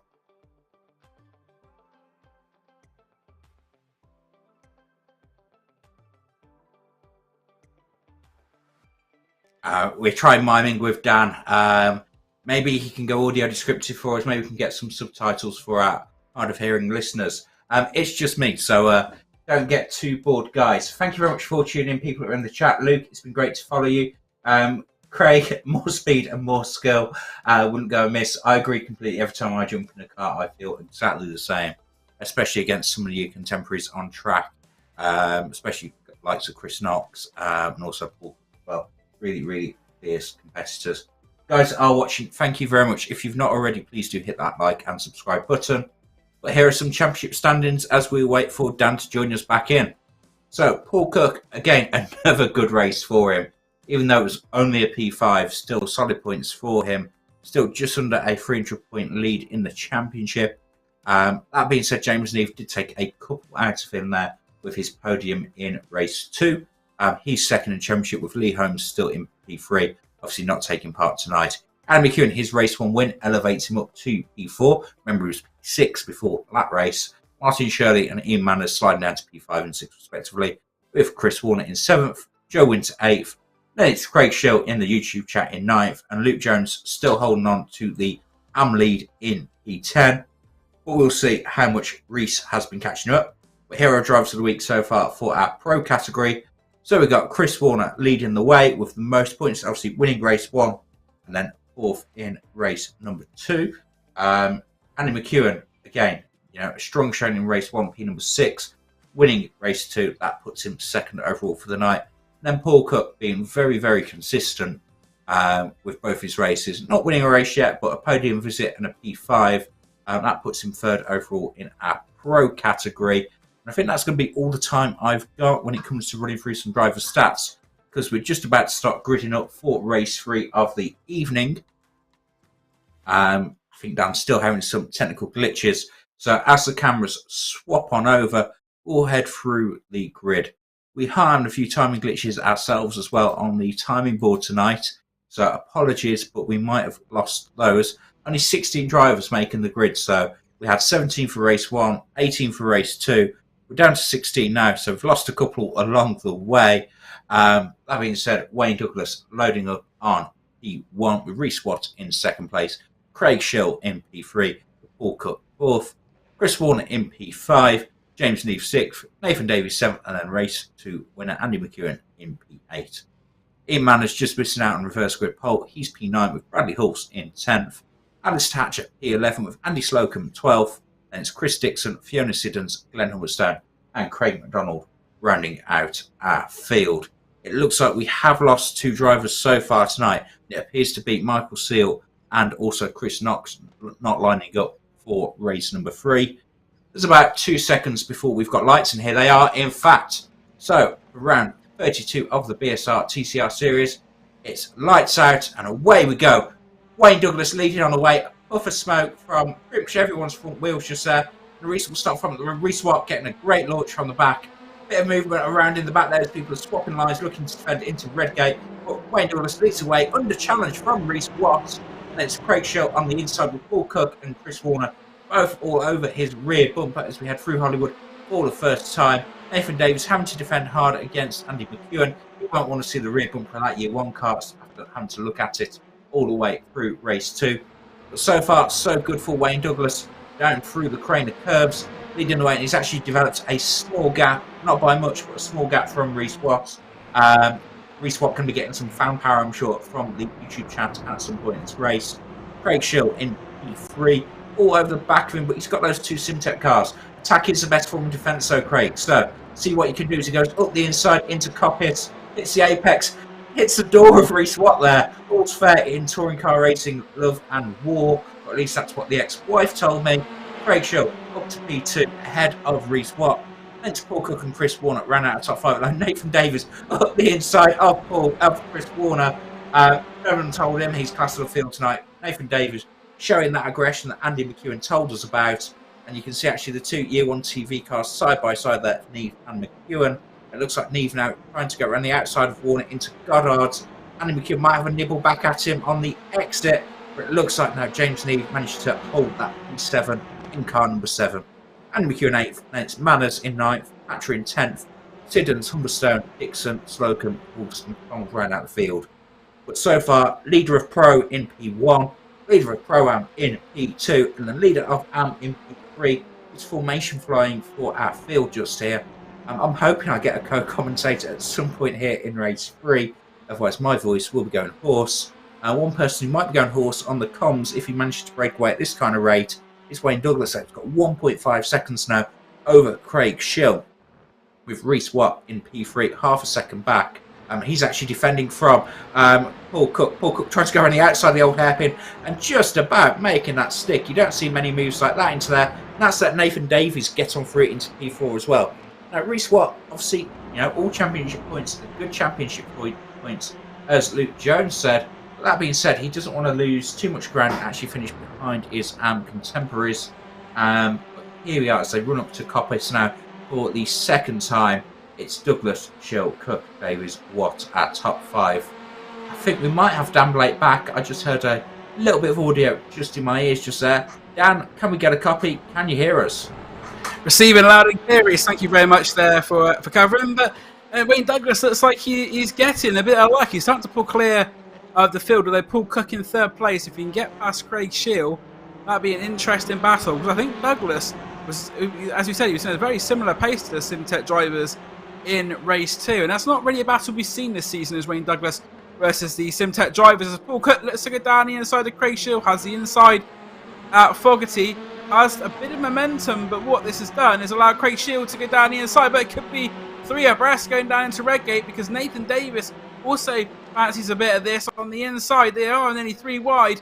Cook takes 2nd place, but down the inside, Nathan Davis, who's seen he's not been shy to make a move when needs to, takes 3rd place. So Nathan Davis up into 3rd place, has gone past Craig Shield. Chris Warner is in 5th place as well, and he'll be keen to try and get as close to his teammate Paul Cook as he can.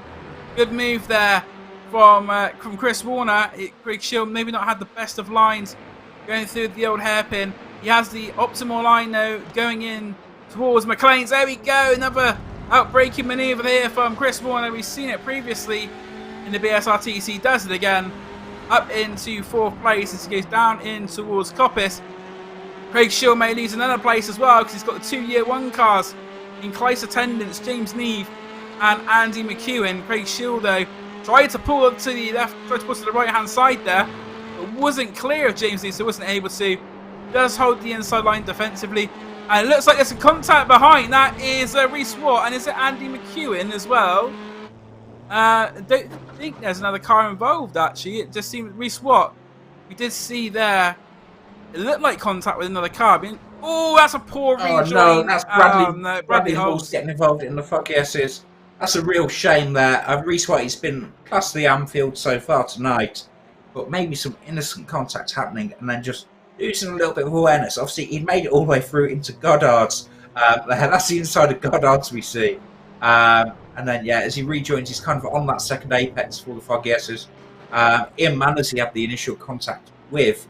As I say, unfortunately, might even be his race over just there. But yeah, definitely big damage to the car there of Bradley Hulse. As we go back to the front of the field, though, Dan, it looks like we've got Wayne Douglas a full 2 seconds clear now of Paul Cook. And it'll be interesting to see if Paul can do anything with that gap. He's got Nathan Davis all over him, and we know Nathan is especially no slouch around here.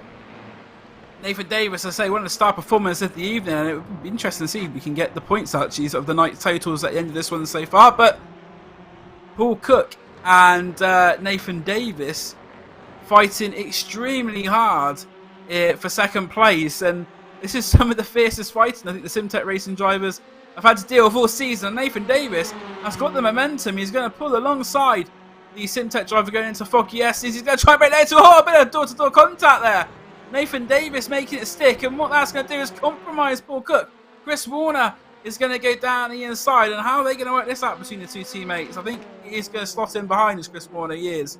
But that is, we haven't seen many drivers face up to the Simtech drivers like that. Nathan Davis, his first evening in the championship this season, he's certainly not taking any reputations there. He's going to overtake as many as he can. Obviously, joining the championship with 3 race meetings to go, he's a bit of a wildcard entrant, and he's putting that to good use. Obviously, he's not got to worry about championships, and he's not got to worry about championship points even. All he's got to worry about is just finishing as high as he can in each race. Yeah, as I say, Luke Jones has shown the blown brains emoji there in chat. Yeah, we didn't expect to see that either, but a power move there from Nathan Davis up the inside into the Foggy S's. And in fact, he's now got a second gap back to Chris Warner. But it's 3 seconds to Wayne Douglas. Can the unluckiest man in BSR hold out in the second half here of race 3, claim his first win of the season? I think that'll be a very popular win. As I say, Wayne Douglas has had a lot of unlucky moments, or sort of moments where things have maybe not gone to plan.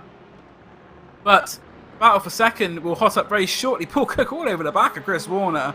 Chris Warner is getting a right working over from Paul Cook, but what that's allowing is James Neve in the Team Year 1 car to sort of hang with them. And the slightest bit of a mistake or time lost by the two SimTech drivers, James Neve will be looking to make a move to look on board on the nose cam. There we go. Paul Cook maybe a little bit slower through the foggy S's as he was. Oh, James Neve looking for it, but this is really good close racing here. Nathan Davis has got Chris Warner behind him. That's going to be another good battle.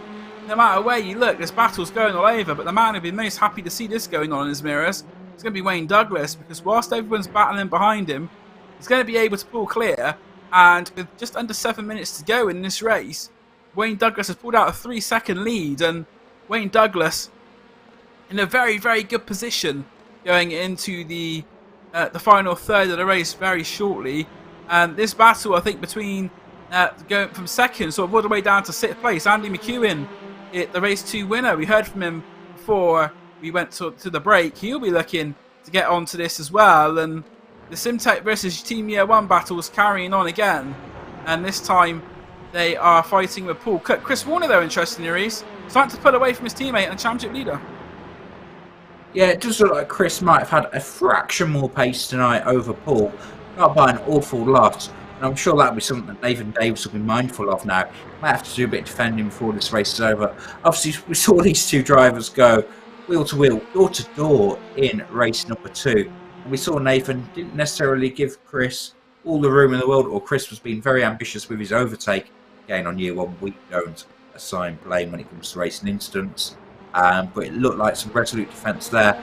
Chris has got a little bit longer this race to make a move on Nathan, though I expect to see Nathan go defensive. No, Chris doesn't give him a chance. Dart standing inside into the Melbourne hairpin. Will he get that move complete? Yeah, it looks like Nathan, for the first time tonight, doesn't fight too hard. Will he get a switchback on the run into Goddard's? Potentially so. Will he look to the inside now? No, he's not close enough. So that's Chris Warner now up to P number 2. And he's now got that 3.3 second gap, which might be a little bit too much for him to achieve in the final 4 laps. But if there's anyone that will give it a go, Chris Warner will. We've seen Chris Warner previously close up gaps. And comment earlier about the Clarks of the courses. I'm having a night off tonight. I'm not getting involved in any of those sort of shenanigans. I was at Donington Park actually last Sunday for the Brick Car Trophy and the Bart race meeting. So went out in the course car, did the inspection. So I've been running Donington Park circuit in real life in the past few days, but Chris Warner is slowly catching up to Wayne Douglas. He's already pulled a couple of tenths on the first part of the lap, but with 4.5 minutes to go, if Wayne Douglas keeps driving as he has done for the previous nearly 11 minutes of this race, I think Wayne Douglas will be, as I say, in a very good position. I'm not going to put the curse of the commentator on him at the moment, but Wayne Douglas going down the exhibition straight for the 7th time. And Alistair Hatcher we're looking at now, who is currently the leading AM driver. He's got Ian Manners behind him, the driver. He was involved in the contact of Reece Waters, some close racing behind there as well. That looks like Glenn Humberstone, Andy Slocum and Fiona Siddons. But Alistair Hatcher is leading. Oh, that's Slocum, exit stage left at Coppice. And that's into the barrier. That may be race over for Andy Slocum. He was fighting with Fiona Siddons there. And I think he's able to keep it going. It doesn't look like too much damage there, so hopefully Andy Slocum will be able to carry out. Oh, he's crabbing. That is damage to there on the rear of the car, and so let's see what happened. There is it almost looked the case there of 2 cars into one not working more than anything. I think there is. Indeed, yeah, it's hard to tell without having the onboards, without having all the camera angles. It's hard to tell who was exactly where on the circuit, but yeah. Contact there for Andy Slocum, and yeah, that'll be his race done. Fortunately for him, though, it's virtual racing, not real racing, so there's no lengthy repair time for him between races, and he'll be straight back out for race 4, not a problem. As we look, though, Chris Warner starting to pull away a little bit from Nathan Davis. 6 attempts now to gap with Paul Cook closing on in 4 attempts back.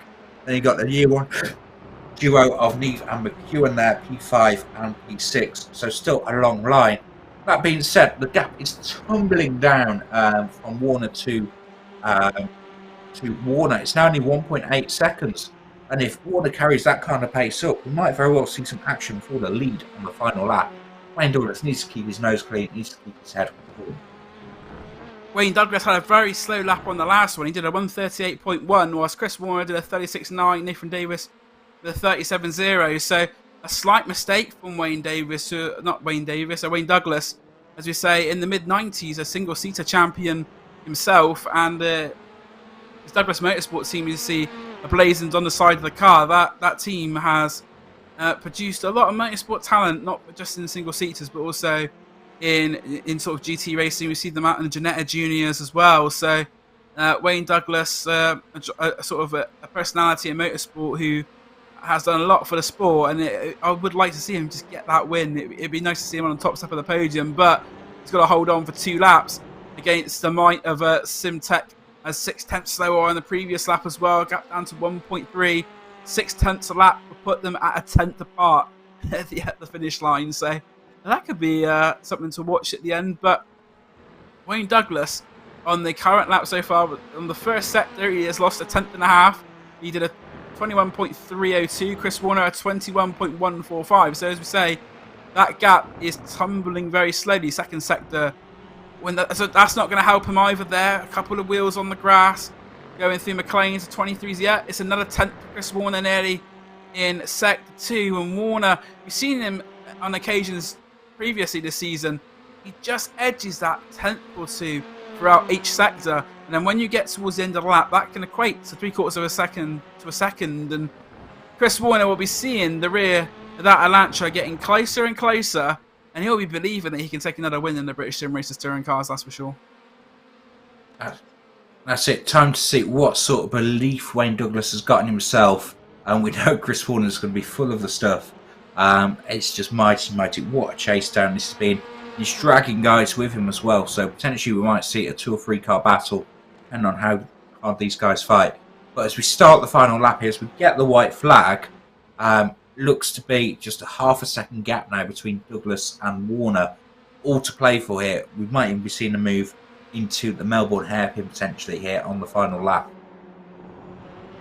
I think they might have done before that. I think depending on what happens at Old Hairpin, it would be sort of McLean's Coppice area, I think, when we may see the change, because Warner all night has seemed very strong through this sort of section now, where you go through the Craners up and towards Old Hairpin. We see there again, Wayne Douglas doesn't get the best line, but Chris Warner also has dipped a sort of tyre there as well, but the gap down to half a second. Wayne Douglas holding on as he goes through McLean's, and this is sort of a circuit that Wayne Douglas was probably driven many times in real life, but may not feel as much pressure as he is now under from Chris Warner going through Coppice. There we go. The gap is now out to around, so it's the same, about half a second. And Wayne Douglas is corner by corner making it harder for Chris Warner to take that victory away as you go through the Focus TS. This is probably one of the main corners that things could go wrong for Douglas.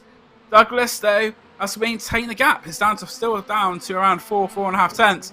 Is it going to be a lunge into the Melbourne hairpin from Chris Warner? No, it's not. So Warner does get a better exit and right into South Park onto the rear bumper, but it's going to have to be a late move into Goddard to deny Wayne Douglas the first victory of the season here in the British Sim Racers touring cars. He's not going to make the move, although very late to show the nose. It's not going to happen though, and it is round number 31 of the championship. It goes away. Wayne Douglas with Douglas Motorsport takes victory from Chris Warner in second place. Nathan Davis takes a Pro-Am win, a third podium of the night for Nathan Davis. Paul Cook in fourth, James Neve is in fifth, Andy McEwen sixth, and we are looking at the 964 car now of Alistair Hatcher for 88 Tech, who is going to take AM victory. He finishes 9th overall, but it is AM victory for Alistair Hatcher. In second place is going to be Ben Humberstone in the AM class.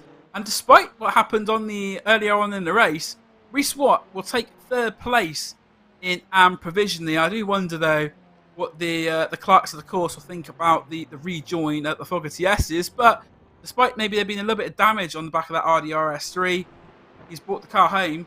But this race all about Wayne Douglas.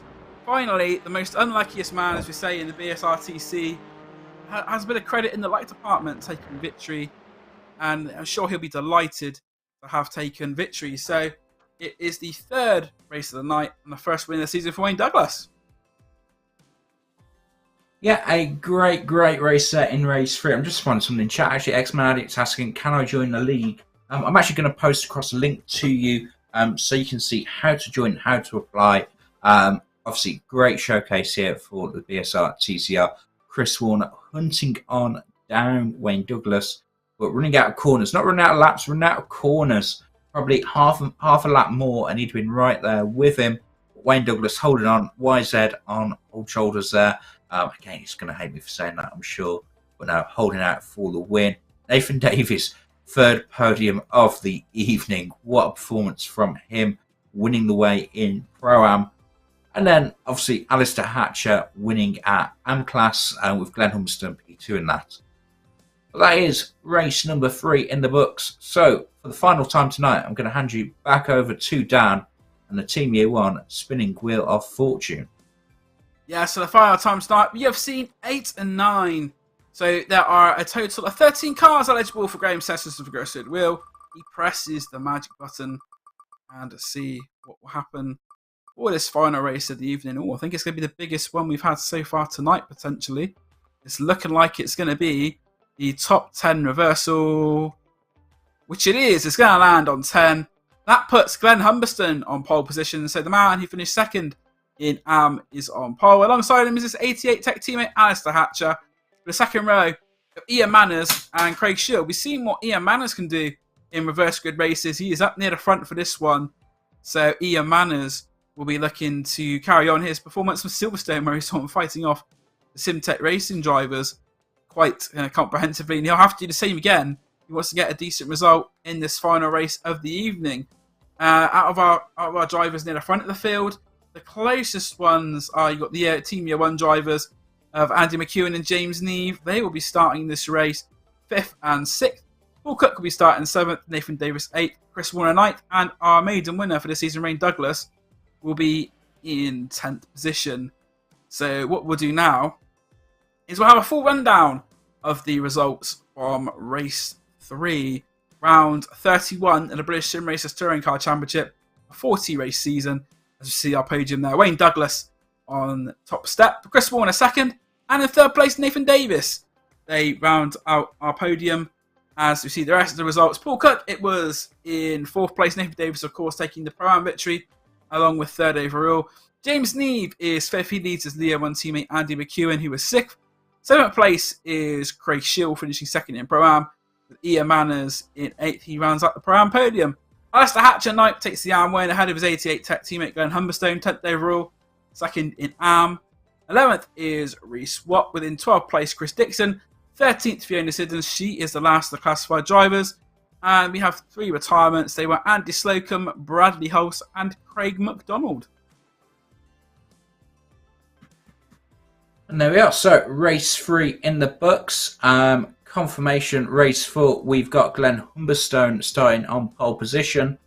But we're going to take this moment of the evening to have a look at the calendar for the remaining final 2 rounds. So we've already in the books Donington, Brands Hatch, Silverstone, Snetterton, Monza, Knockhill, Alton Park, and tonight at Donington. For the second time this season, though, next week we'll be heading back to Silverstone for round 9, well, for meeting 9, as they call it, because I think they call the races rounds. And then for meeting 10 of the evening, you've got the Brands Hatch GP layout for the finale of the BSR TCR, and also the MX5s on a Tuesday as well. 2 classic British race venues, the short, punchy nature of the Silverstone National Circuit with the drafting opportunities down Wellington Straight, and then the technical, fast-flowing Brands Hatch GP with all of its elevation changes and the challenges that go with that for the finale. Hopefully we'll still have some championships left to decide. Paul Cook's absolutely running a steal overall right now. See how that pans out with some drop rounds. And then Luke Jones was dominating in the AM standings, but with him having a week off this week, will that let Reece Watt catch on up? And likewise as well, see how we get on with the Pro-Am. Obviously, Martin Shirley missing this week too.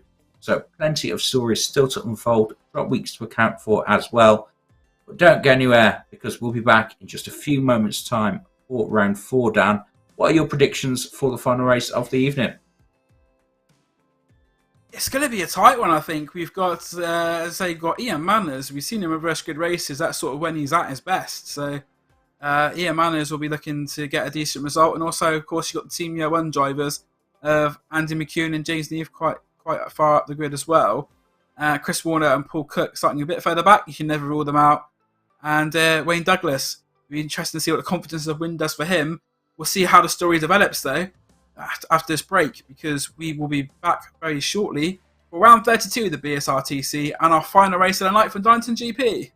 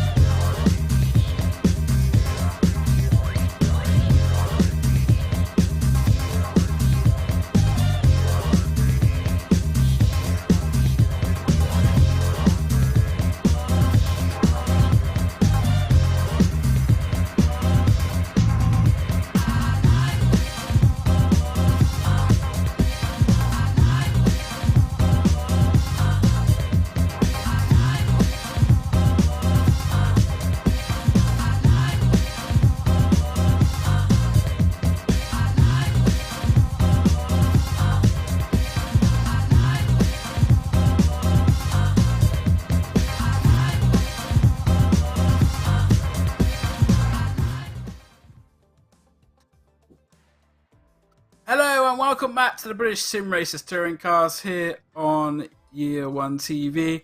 I am Dan Blake, alongside me is Rhys Saunders, and for the final time tonight we'll be racing around the Donington Park GP circuit.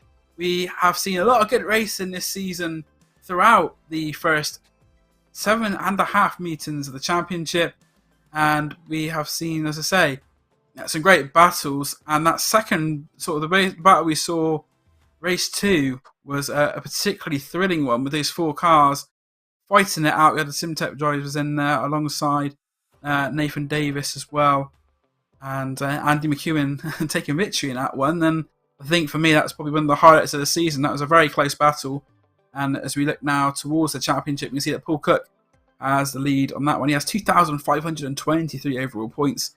Second place is James Neave with Andy McEwen up into third place in the championship. For the first time this season, though, taking the Pro-Am Championship lead is Ian Manners with 2,088 points. Chris Warner moves up into the top 5 overall. He is in 5th place, with Lee Holmes in 6th, Martin Shirley in 7th, Joe Winter 8th, Craig Shill 9th, and our leading AM driver is Luke Jones. So 10th place in the AMs for Luke Jones. Fiona Siddons is 11th, for Craig McDonald in 12th. Reese Watt, the second of the AMs, is 13th. Chris Dixon 14th. Luke Pullen, absent tonight, in 15th. Glenn Humberstone 16th. Michael Seal is 17th. Rob Jackson 18th. Is tied on points with Wayne Douglas taking victory in that last race. So Wayne Douglas with the opportunity to maybe leapfrog a couple of places in the next race, depending on what happens. And Alistair Hatcher rounds out the top 20. In 21st place is Sasha Fitzpatrick with Andy Slocum in 22nd. Bradley Hulse and Nathan Davis tied for 23rd place. So Nathan Davis, despite doing only 3 races so far this season, is piling on the points there. Mark Oliver 25th, Kip Stevens 26th. And rounding out our 27 cars who've entered TCR this season is Chris Knox. And Chris Knox is probably a bit disappointed with only having 78 points so far. He's not had the best of luck, and in fact he wasn't even racing in the 3rd race, so it'd be interesting to see if he shows up for race 4. But the championship really is sort of jumbling itself about with the results and people missing this week. In terms of the drivers of the week, Chris Warner has the most points of any driver, 278 points. We're talking earlier about Andy McEwen and Paul Cook and sort of how close they potentially could be when drop scores come in. Andy McEwen actually so far taking 4 points out of Paul Cook tonight. Andy has 254 points, the reigning champion, and Paul Cook on 250. Those are our leading Pro drivers. In the Pro-Am class, Nathan Davis has been absolutely phenomenal tonight. He has 3 out of 3 podiums in the Pro-Am class. And as we see, 2nd place in the Pro-Am is Craig Shield, 224 points. And Ian Manners for Samsoy Dungeon, he has 210 points. He is 3rd on the Pro-Ams. And finally, we have our Am drivers. The top 3 is Reece Watts with 214 points. Nick Jones will be very happy to see that, his JW Motorsport team manager. Chris Dixon for year 1 is in 2nd with 186 points. And 3rd in Am is Alistair Hatcher. So Alistair Hatcher, despite only racing 2 of the first 3 races tonight, puts himself in 3rd place in Am. As we see Paul Cook again, the stats do not lie. 2,523 points. He's had a solid night tonight again as well. Not been out of the top 5 in the first 3 races so far. He does, however, lose that record of having a podium in half of his races. As we see James Neve, a big night for James Neve. He's moved himself up into 2nd place in the championship. We saw earlier in the season at Silverstone International, he had the problems with his hardware, which resulted in a DNF and 2 DNSs.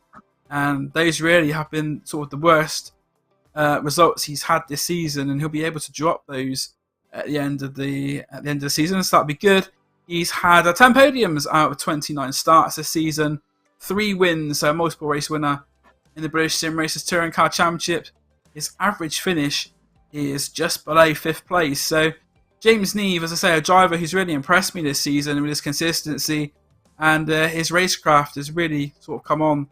I can remember racing James sort of in the early days of his iRacing career, and he's really turning into a really good driver, and year 1, leading the year 1 charge in this season's British Sim Racing Touring Cars Championship, and up into 2nd place in the championship.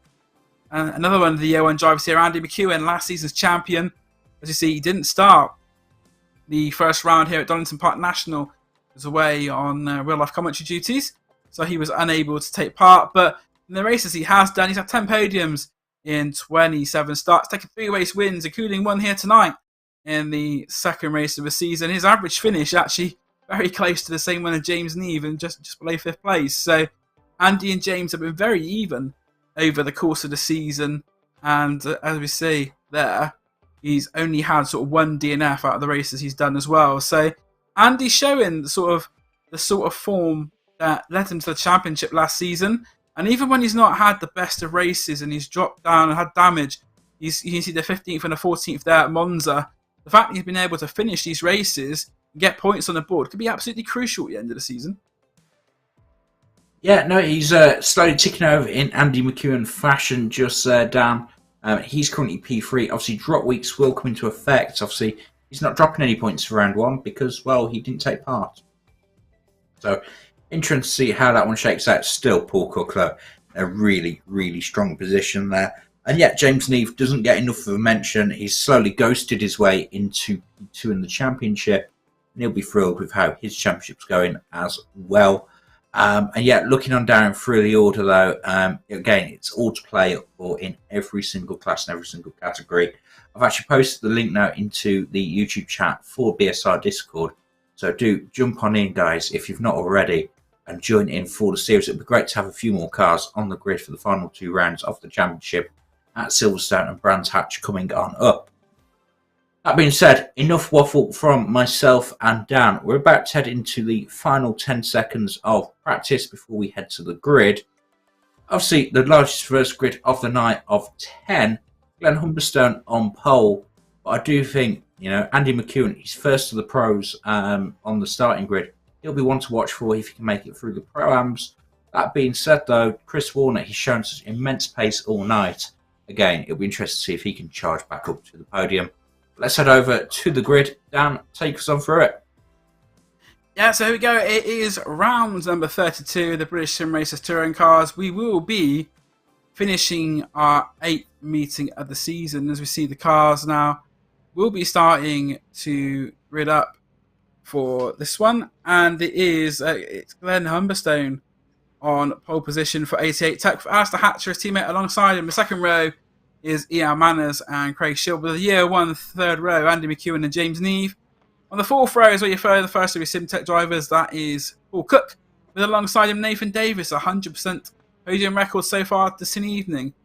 Chris Warner and race 3 winner Wayne Douglas round out the top 10. Reece Watt is 11th for Chris Dixon, 12th. We have Fiona Siddons 13th, Andy Slocum 14th, and Craig McDonald 15th. We have just 15 cars, it looks like, that will be taking to the grid. And for the 32nd time this season in the BSRTC, the lights go on. Out they go, we're underway, and Ian Manners makes a good start from the second row, and there's a poor start from Alistair Hatcher on the outside of the front row. He's dropped down at least 2 or 3 places. That year 1 TV car as well is Andy McEwen up in the mix. Contact between Manners and Humberstone, but Andy McEwen making a very good start to this one. He is currently in 4th place, looking to go past the 88 Tech car. Not quite able to do so to go through the old hairpin, but Ian Manners putting the pressure on Glenn Humberstone. Andy McEwen 4th. James Neve as well making progress through the field, and the car that we see it's Humberstone, Ian Manners, McEwen looking for the move into McLean's on Craig Shield, not able to make it stick quite yet, but we've seen that Andy McEwen has said in the previous interview about trying to gain places early. Oh, it's contact there between one of the SimTech cars of Paul Cook and Alistair Hatcher. Cook does slot in back behind Hatcher, not to gain an advantage, but there is a slowdown for Chris Warner. So Chris Warner takes a slowdown. Nathan Davis tried so hard to get past him in the previous. In fact, he's got to slow down as well, I think, now, because the year 1 car behind them, Fiona Siddons, has a lot more pace, and she's going to go down the inside of Nathan Davis. So, and there's still not the slowdowns, I don't think. The car's going left and right past those two, and that is absolutely heartbreaking for Chris Warner and Nathan Davis.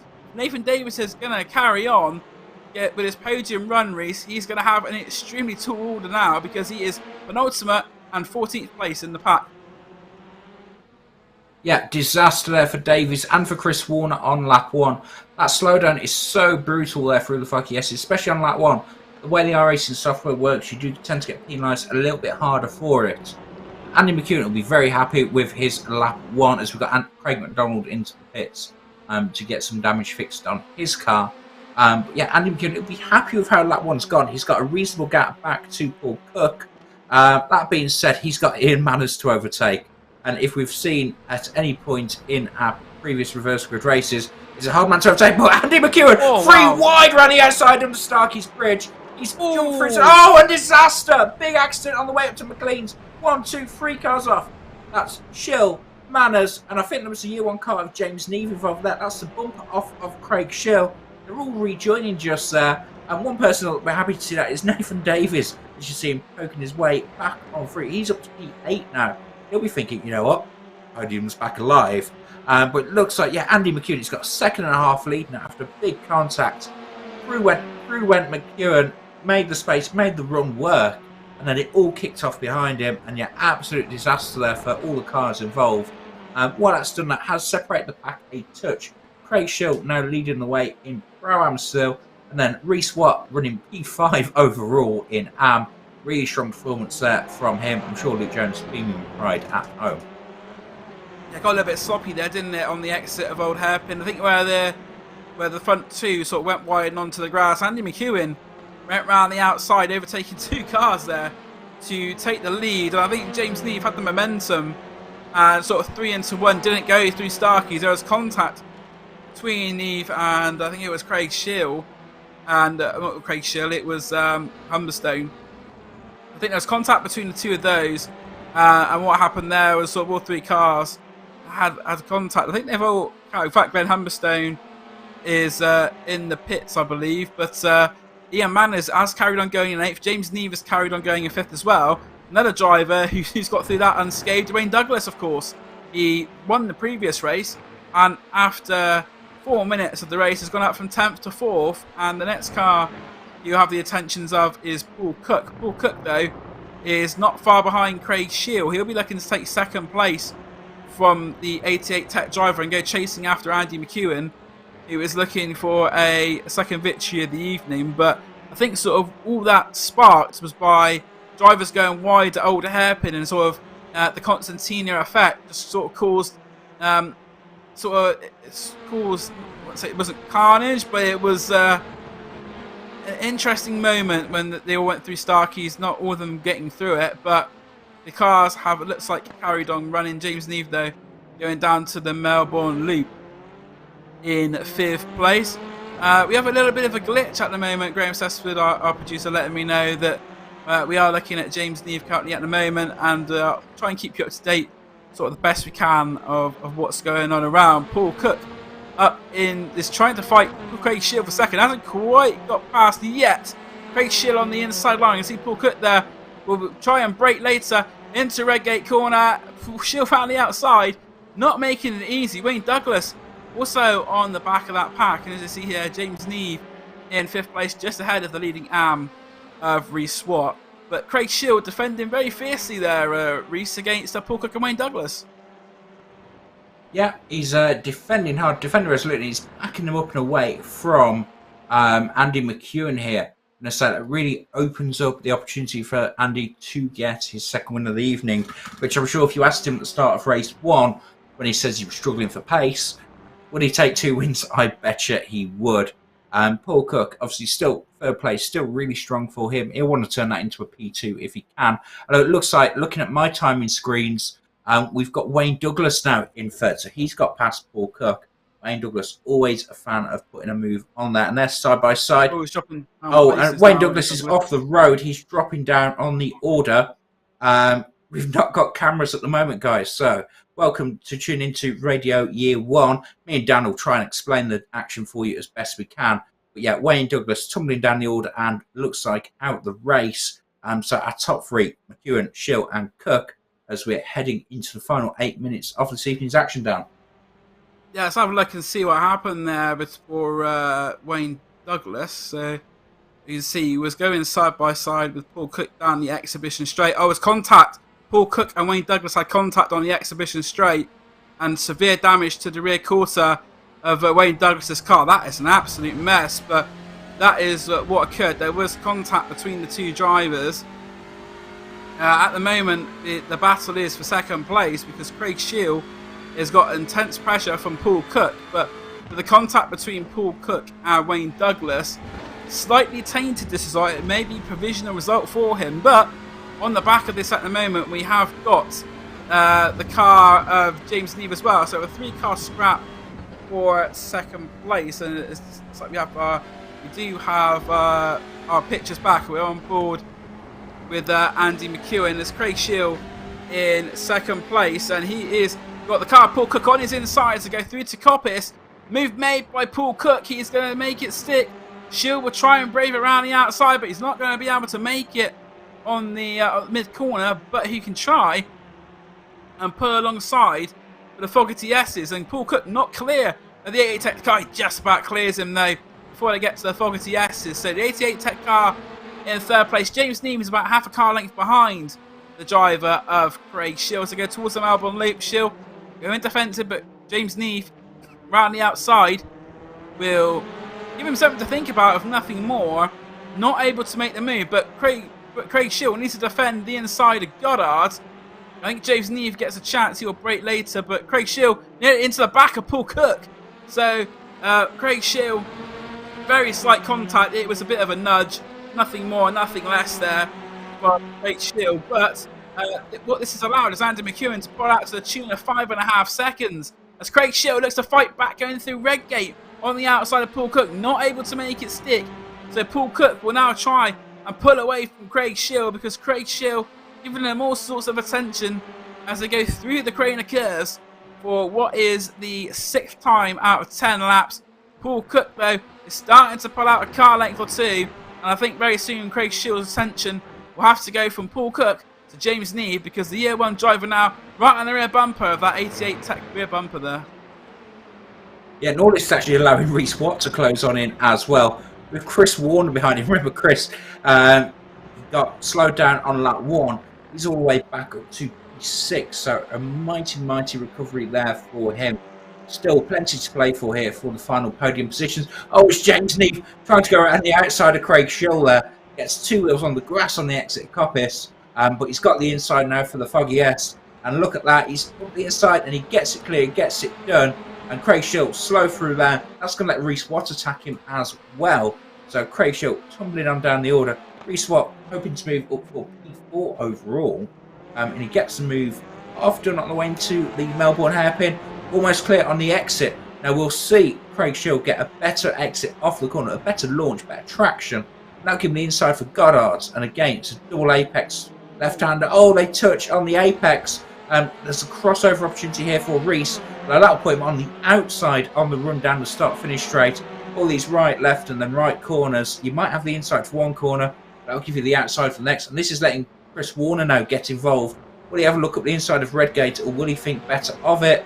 No, but he's on the inside on the exit. And all this is letting Neve and Cook get away from this gaggle of cars down.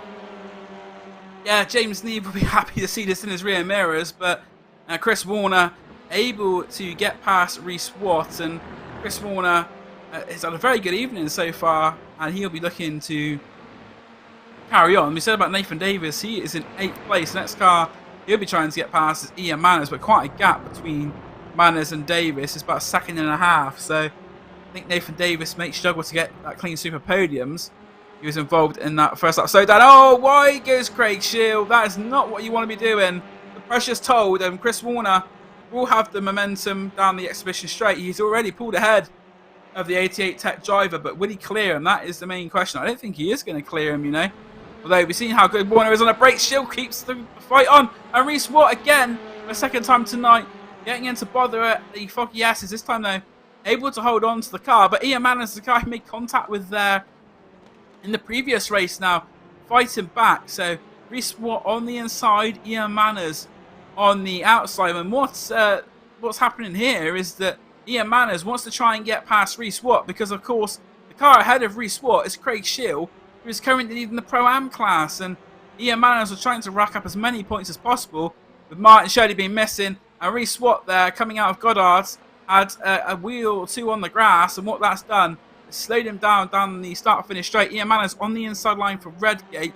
Is he going to complete that move? We'll have a look in the background. They're still side by side.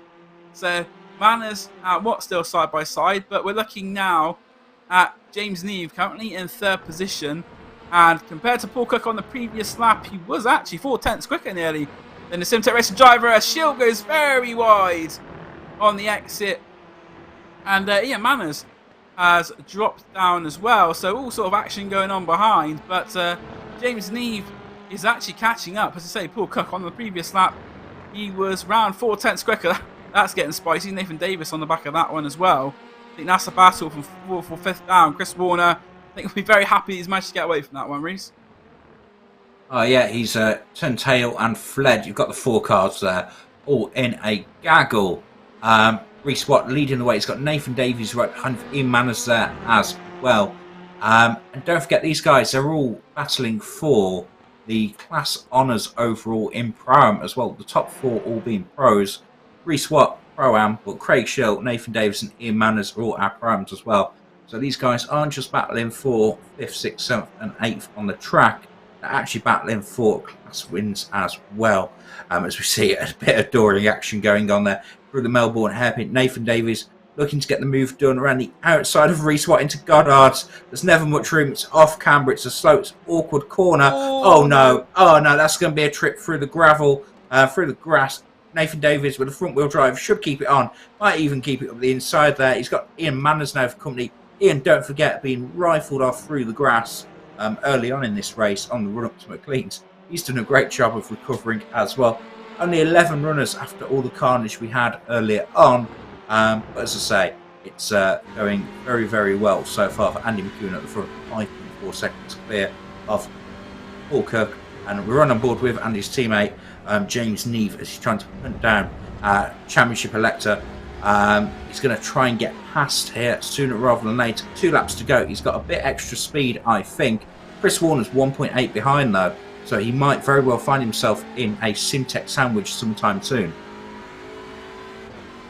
James Neve actually is the quickest driver on the circuit at the moment, and last lap of 37.2, 4 tenths quicker than his teammate at the front, and he's also 2 tenths quicker than Paul Cook as well. So certainly not a guarantee that Paul Cook will finish the race in second. And that battle that we saw there going through Goddard's, we do love to see a bit of banging on a Thursday night at the door variety, and those drivers there really sort of giving us what we like to see. So fierce touring car racing.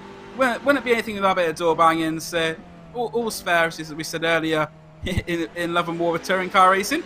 But at the front, very close between Paul Cook and James Neve, as Paul Cook crosses the line. That lap for him, a 1:37.490, and another 10.5 quicker on that lap was James Neve. But Chris Warner behind, fastest lap, 1:36.936. We are on to the final lap of the night here at Donington Park GP.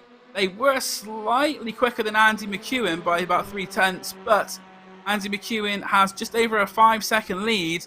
I think unless there's a mistake made, speaking of mistakes being made there, Paul Cook maybe not quite taking the old hairpin as he would have liked to there, maybe a slight bit wider onto the apex, and that's given James Neve the run all the way up Starkey's up and towards McLean's.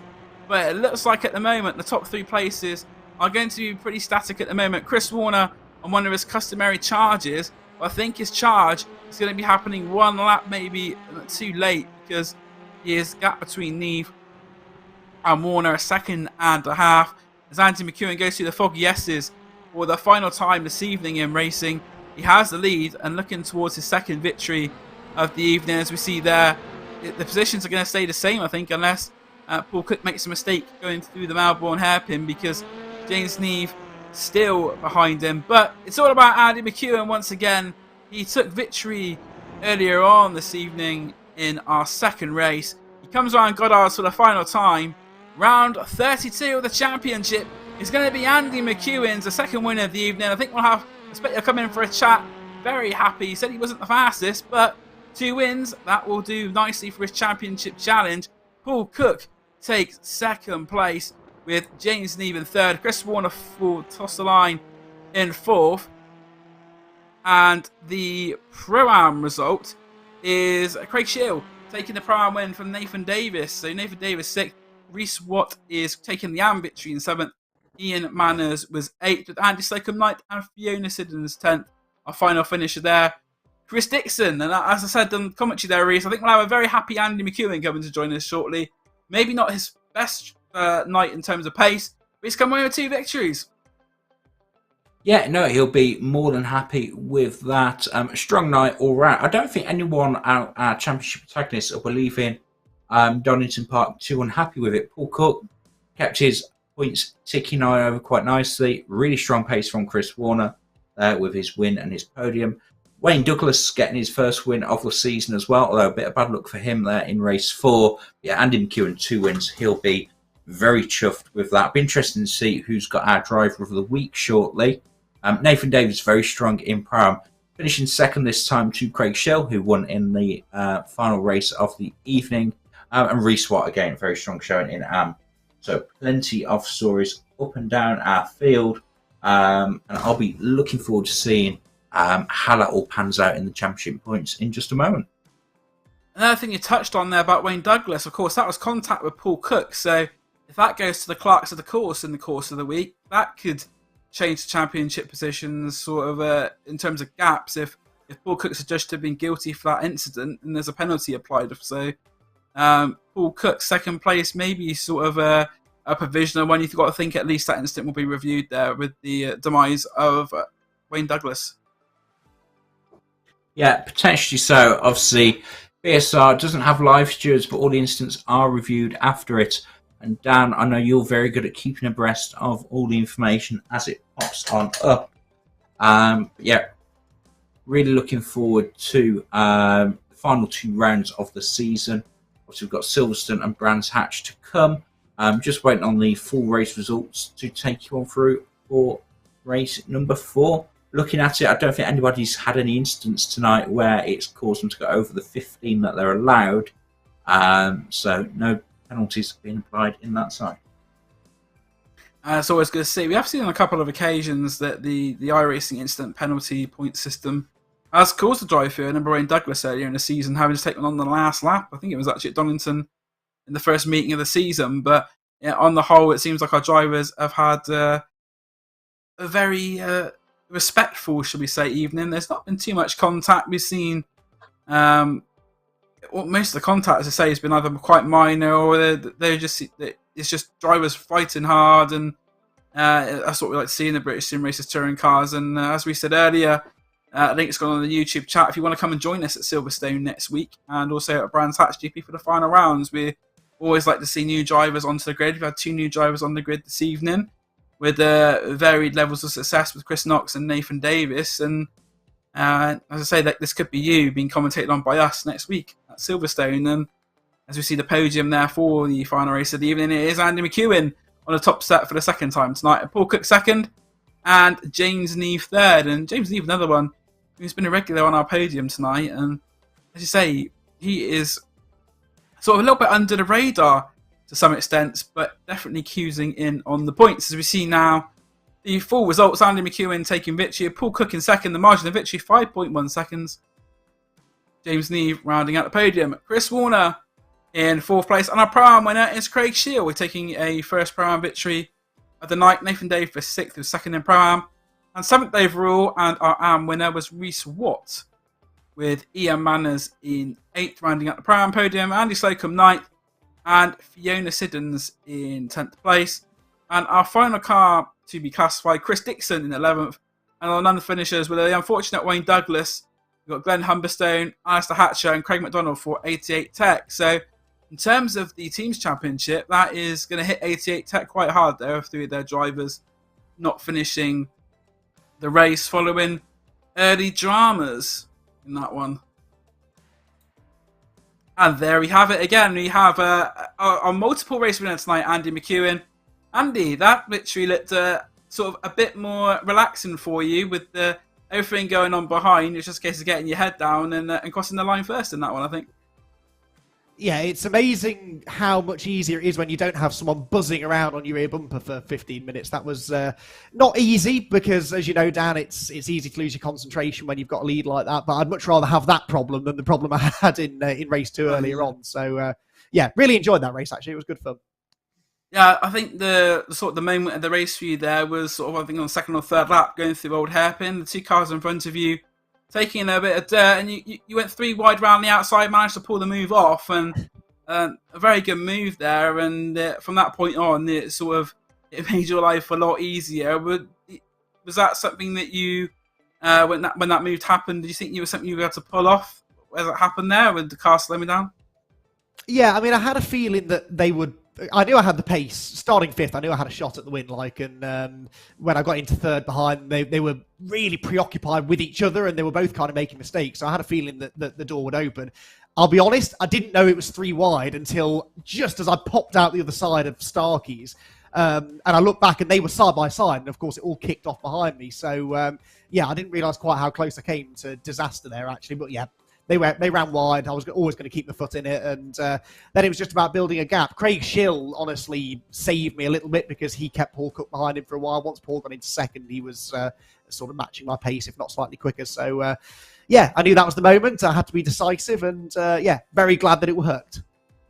Yeah, it was a great move, and sort of these results sort of cement with the drop scores. I think Championship is going to be a lot closer, and also in that race as well, Paul Cook actually had contact with Wayne Douglas on the exhibition straight, which caused Wayne to have a DNF. So there could be potential review there from the clerks of the course, and sort of with the Championship getting ever closer, we've got 2 weeks left to go in the Championship. It looks like you're hitting form at just the right time, and with that number 1 on your car, the title defence I think looks a lot closer than sort of we see with the overall standings. Yeah, I mean, the irony is that I think the reason I drove better tonight is because I'd sort of said to myself that the Championship's over now. I'm not going to catch the SimTech guys. The only way that I'm going to catch them is if they have a bit of bad luck, which, you know, they're kind of owed. They've managed to avoid most of the shenanigans this season. They've not really had any penalties, I don't think. So, and their drop score situation is quite nice as well. So they're definitely in the pound seat still. I'm not going to be able to race my way to the Championship. It's going to come down to a bit of bad luck. But I think that kind of relaxed me a bit. You know, when you compare how I drove tonight to how I drove on Tuesday, which was rubbish, I think that's because I had the Championship pressure, you know, the pressure of being the points leader. It's not something I'm used to. So, yeah, I'm just going to try and stay relaxed, keep going race by race, try and win some races over the last couple of weeks. And, of course, they can't drop that final week. So, if I can have a good Brands Hatch and they struggle a bit, then you never know. Exactly. 2 circuits coming up left in the Championship. Are you be able to attend both the last 2 rounds of the season? Looks like we've lost connection there to Andy. I thought he was just sitting really still there, actually, Dan, for a moment. The Statue of Autumn. You've seen the Statue of Liberty there? He's back. So before we got cut off there, I'm just going to say, are you going to be able to race the next 2 weeks? You said at the start of the season you weren't sure on your availability. So what's it looking like for you for the next 2 weeks? So there's a question mark over Silverstone for TCR. The Tuesday nights are fine. It's the Thursdays with travel if I'm going abroad. But I think I'll be there. I certainly hope I am because I really enjoy Silverstone National. It's my kind of racing, that. But yeah, no, as far as I know, you're stuck with me for the next couple of weeks. Excellent. What I'll do is I'll hand you over to my co-commentator, Rhys Saunders. Have you got anything to add there, Rhys? Yeah, it's one final quick question, I suppose. You might be able to answer it with one word, actually. And I never tell racetracks I've got a favourite because they tend to bite me in the backside for it. But out of Silverstone and Brands Hatch, what's your favourite? Which track are you looking forward to most as we close out the season? Neither of them, really. I mean, I enjoy the racing at Silverstone National, but it's a tough track. It's a really tough track. But and I prefer driving at Brands Hatch. So I think Brands Hatch, I've had good results there in the past. So don't ask a commentator for a one-word answer, Reese. That's never going to happen. Excellent. No, it's great. It's great having somebody that answers so free-flowing as well, Andy. So, no, it's always a privilege. But, no, thank you very much for popping on in. It's good to see you. Congratulations on both wins. And yeah, thank you very much, and we wish you the best of luck against the might of the SimTech chaps in the final 2 rounds of the season. Yeah, thanks, Reese. We're going to need it. Lovely. So, yeah, I think that's all from us. Thank you very much for tuning in. I've been Rhys Saunders. I've been joined by Dan Blake. If you have enjoyed the broadcast tonight, please do like and subscribe. If you want to dust off your gloves, I did post the link to the Discord earlier on in the chat, so please do jump on aboard. But from myself and from Dan, thank you very much for tuning in tonight. We'll see you on Tuesday for the BSR MX5s at Silverstone National.